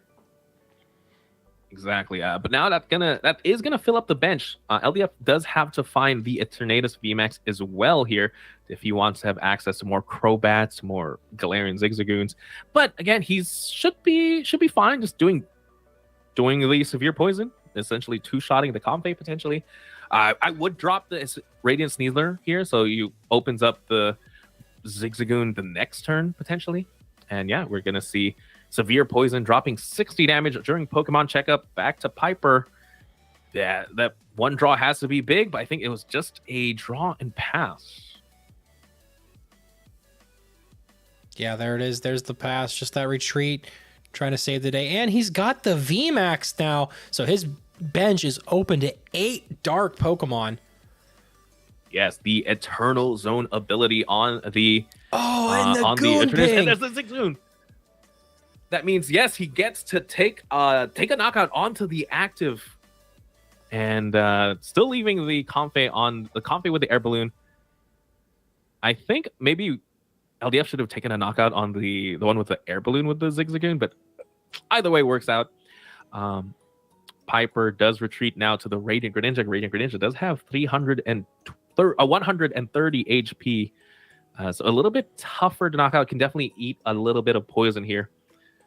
Big research here for LDF, but doesn't really need too much. Second Zig, take that free knockout on the Comfey should be big, as well as denying all of the Comfeys from Piper's side of the field.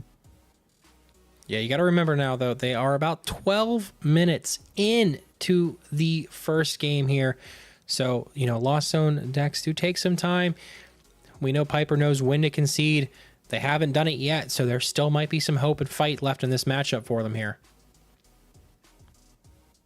Definitely does play the Suyin heavy ball. Didn't quite see if they grabbed anything. Looks like they did, because the Suyin heavy ball is in the prizes. Yeah, they got the Oranguru and benched it there. Gotcha. But again, fortunately cannot use the abilities on the Oranguru either. Now we see LDF just goes for an Ultra Ball here. Finds themselves the Zigzagoon. There's the Galarian Zigzagoon. Is going to potentially either take a knockout on the Greninja Or, take a 2-prize turn. Why not? Take a knockout on the Comfey, and the Greninja's going to get knocked out anyway. No, it looks like it is going to be knockout on the Greninja, promoting the Guru, potentially. Oh, looks like it might be the Luminion.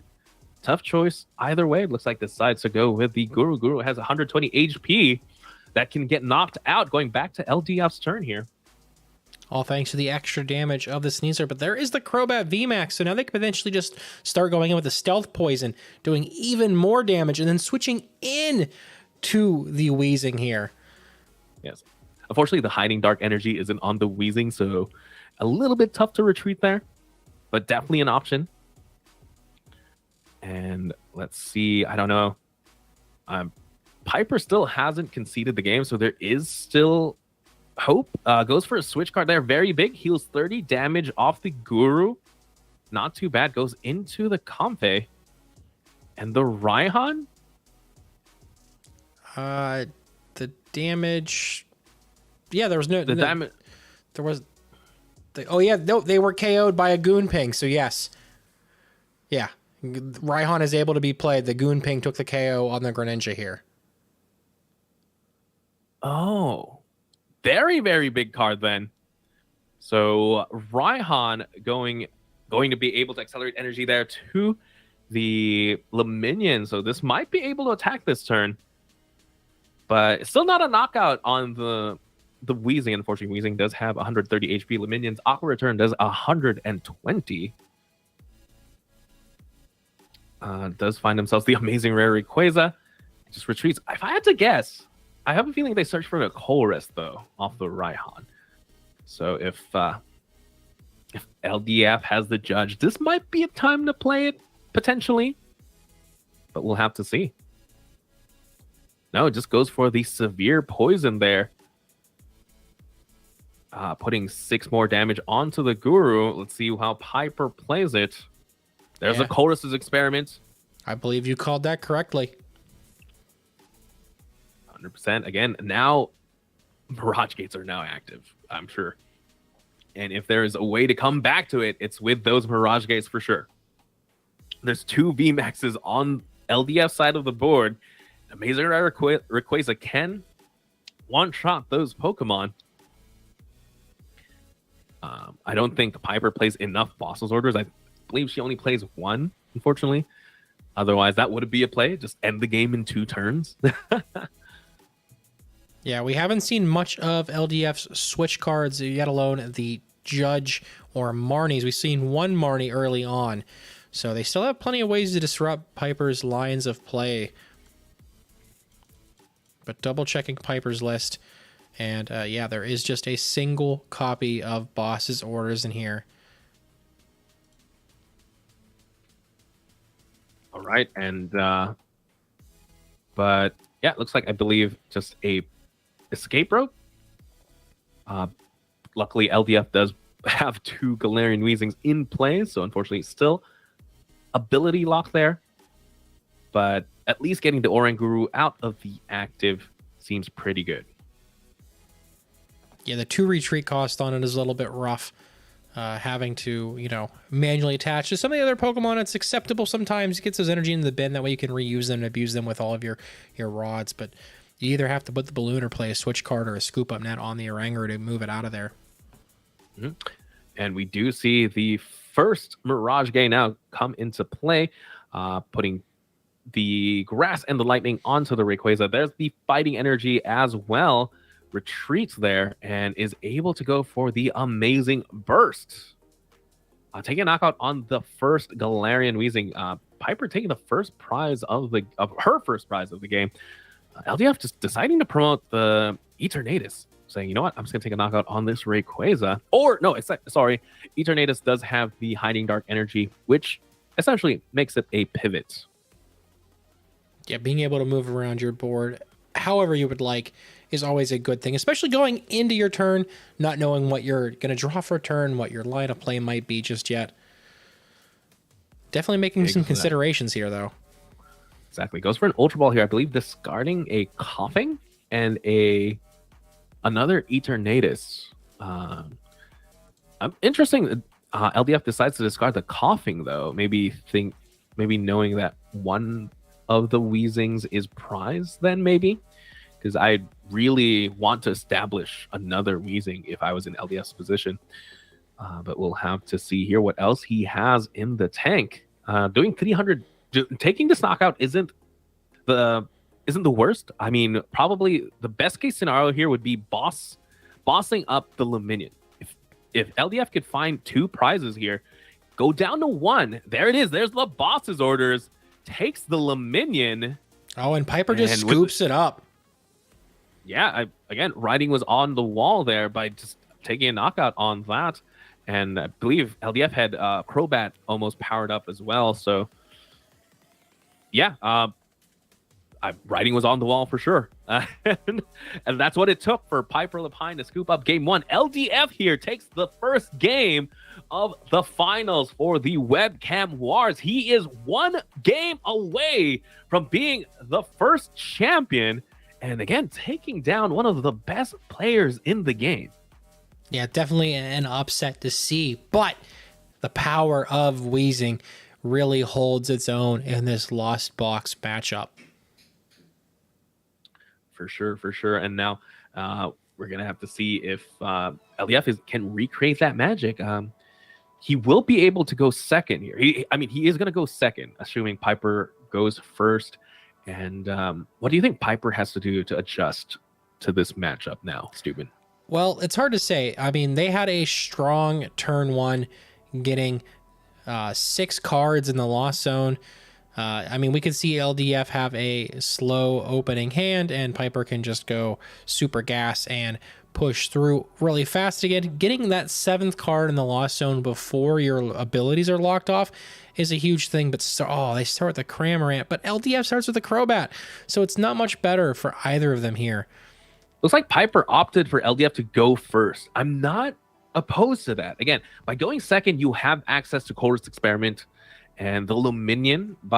If you give LDF the first turn, a second turn, he could potentially Ascension before you even get to use a supporter. So I really, really like this play here by Piper. LDF here just goes for a double quick ball, finds himself a coughing.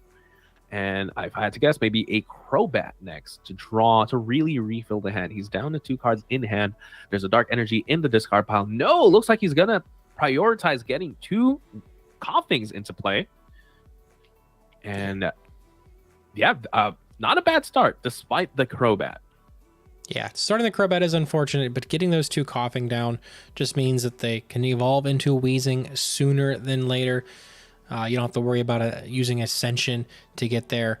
You can just manually evolve them both. And it's, part of the play. There's the hiding Dark Energy, and can't quite tell if they're getting ready to do anything else or just pass it. Oh, there is a Crobat in their hand. A Crobat in hand. So, they let it go. It's just going to be a pass. All right. Hiding Dark Energy now attached to the coughing. Again, Hiding Dark Energy, if attached to a Dark Park Pokemon, essentially gives it free retreat. That's the perfect card to have on a Weezing because it has absolutely a huge retreat.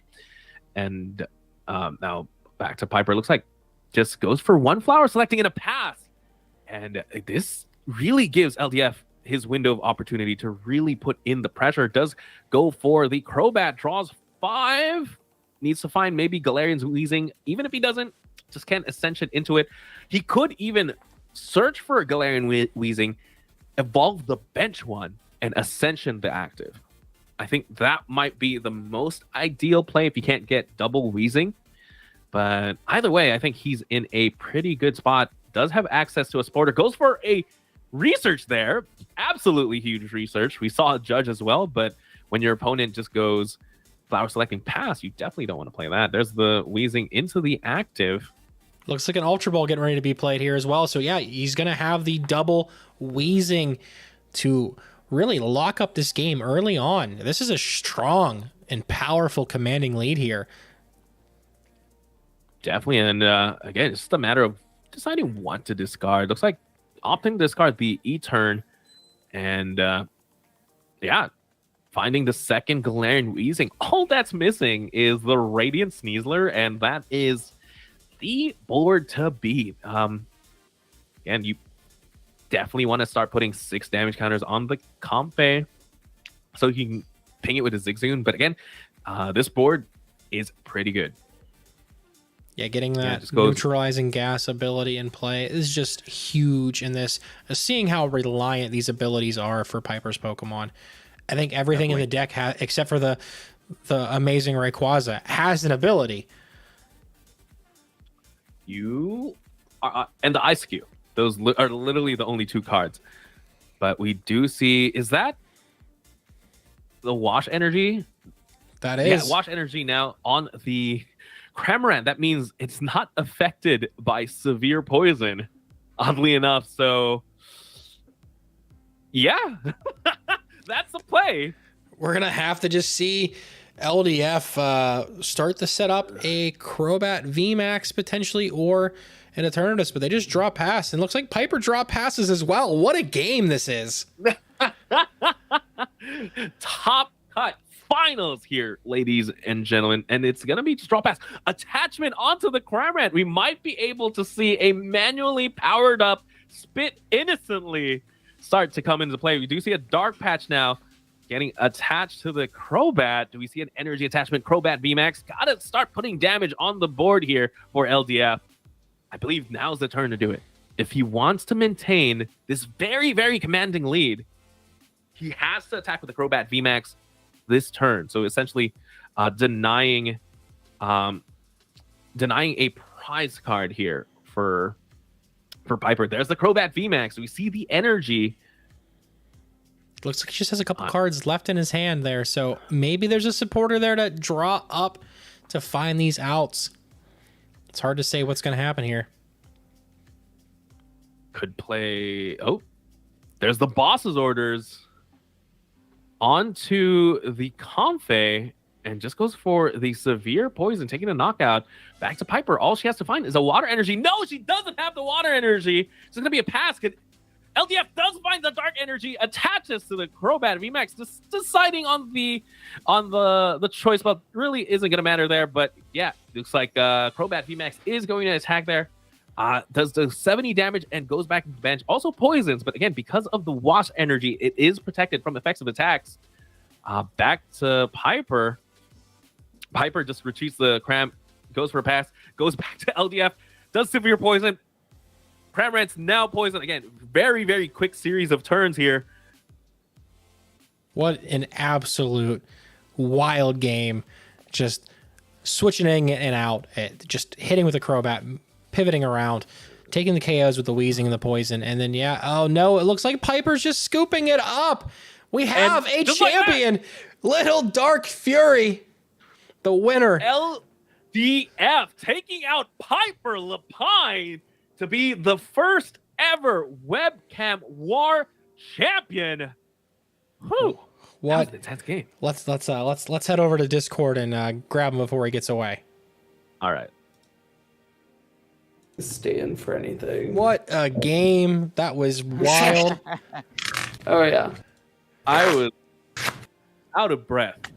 Despite all passes, I was I'm not sure what was that was faster. interesting. One show's commentating or LDF's pace of play. Trying to get on No, the news car on the father reveals, so it comes out at midnight. I was like, oh, I gotta hurry up. Yeah. You guys even beat the timer by like 24 minutes. No, but great. That was absolutely great game. To both of you, again, the Wash energy on the Cramorant, I was losing my mind. I was like, it's That was draw pass. crazy, yeah. Is there a Crobat VMAX? Is there attachment? Oh, he finds the energy. Does Piper find the energy? She doesn't. Oh, it was just like, I'm out of breath. I'm tired. I priced Wash plus boss game 1, so I had like no counterplay. I just needed to draw Chorus, but did not draw Chorus. Absolutely crazy. Yeah, but you did get there game 1. You're able to find you were able to find the Mirage Gate, get into above 7 cards in the Lost Zone to be able to Mirage Gate. I do have a question for you, Piper. Because we've seen some we've seen you concede at the perfect time with the Lost Box deck. I'm just curious, when is that perfect time for you? Usually you can map out with single prize decks when you're gonna lose. Lost Box, it tends to be a lot closer than a lot of other decks. Like when I played Radzard, I felt much more in control than with Lost Box decks. So once the game kind of feels out of control, or like you need to take like X amount of prizes. But basically once the Luminion died and they went down to one prize, I knew it was lost because like I can't really do much to that. For sure. Thanks. And now, question for you, LDF. What do you think was the most pivotal turn in this match? This best of 3 against Piper? Probably when I got the double wheezing established. Because like the first game, I opened up with just one basic, and it was like I think it was the Robat or something. And I was like, okay, so what happened in our first set was I opened up with E-turn, and then I didn't have a basic, so then I top decked a Marty, and then I Martied into no basic out, so I just like lost to like Cram twice. And I was like, is it gonna happen again? And then I was able to get the double wheezing off of that, and I was like, just wheezing and pray. And then I was waiting to kind of KO that Luminion. I was worried she was gonna try to put it back in the deck, because I had the Gust in hand. And I'm like, if I just kill the Luminion, then I just have to like KO one more Pokemon to win. So. Yeah, and you're exactly right for that play. Yeah, getting those double wheezings in play is huge in this matchup, it seems. Yeah, and I don't even play Boost Shake, so. I saw the one Boost Shake in a couple lists, so I was like so sussed out by that. But I'm like, going second's definitely better. But game 1, I was one flyer selecting off of the turn 1 Rayquaza. Yeah. I know, I was shouting. I was like, is this going to be the fabled turn 1 Mirage Gate? Would have been so nice. Yeah. Steuben had to correct me. I was like, it's it. This is it. It's 7. And I was like, no, it's 6. It's 6. Yeah, I was keeping track pretty good there. You were ready to call it, and I was just like, no, it's only 6. It's only 6. I've just never seen it. Have you ever done that where you were able to just amazing burst turn 1? Piper? These are like my first games with the deck today. I have not tested this at all. I built it like 4 p.m. today. Oh, well, you made it to the finals here, and I think it definitely works. It's a very interesting deck. It looks like you opted to not play any Sableye. Tell us about your thought process while you were building this. Oh, yeah. I just took the list that Nick Moffat played to top 16. I cut the Zapdos for 4th Quick Ball. Zapdos probably would have been pretty nice there, but... Oh, yeah. It could have helped in game 1, potentially. But, yeah, I don't know. Zapdos just seemed pretty mid. So I just played 4th Quick Ball for a bit more consistency, which didn't really work out, but, still just worked quite a bit. The list, I don't know. Sableye is pretty cool, but Greninja is much better.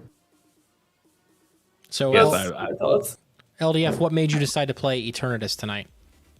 I'm testing for Orlando, and I kind of want to just play something like cheesy. And I played it till late night the other night, and like went like 5-0 to start off, and then just like had a bunch of bad beats. But the deck still felt really good. So Okay. I was like, I'll just play it, and I kind of figured there'd be a lot of Lost Box tonight, which like kind of incentivized me to want to play it. And I was just scared of that Galarian Zapdos though.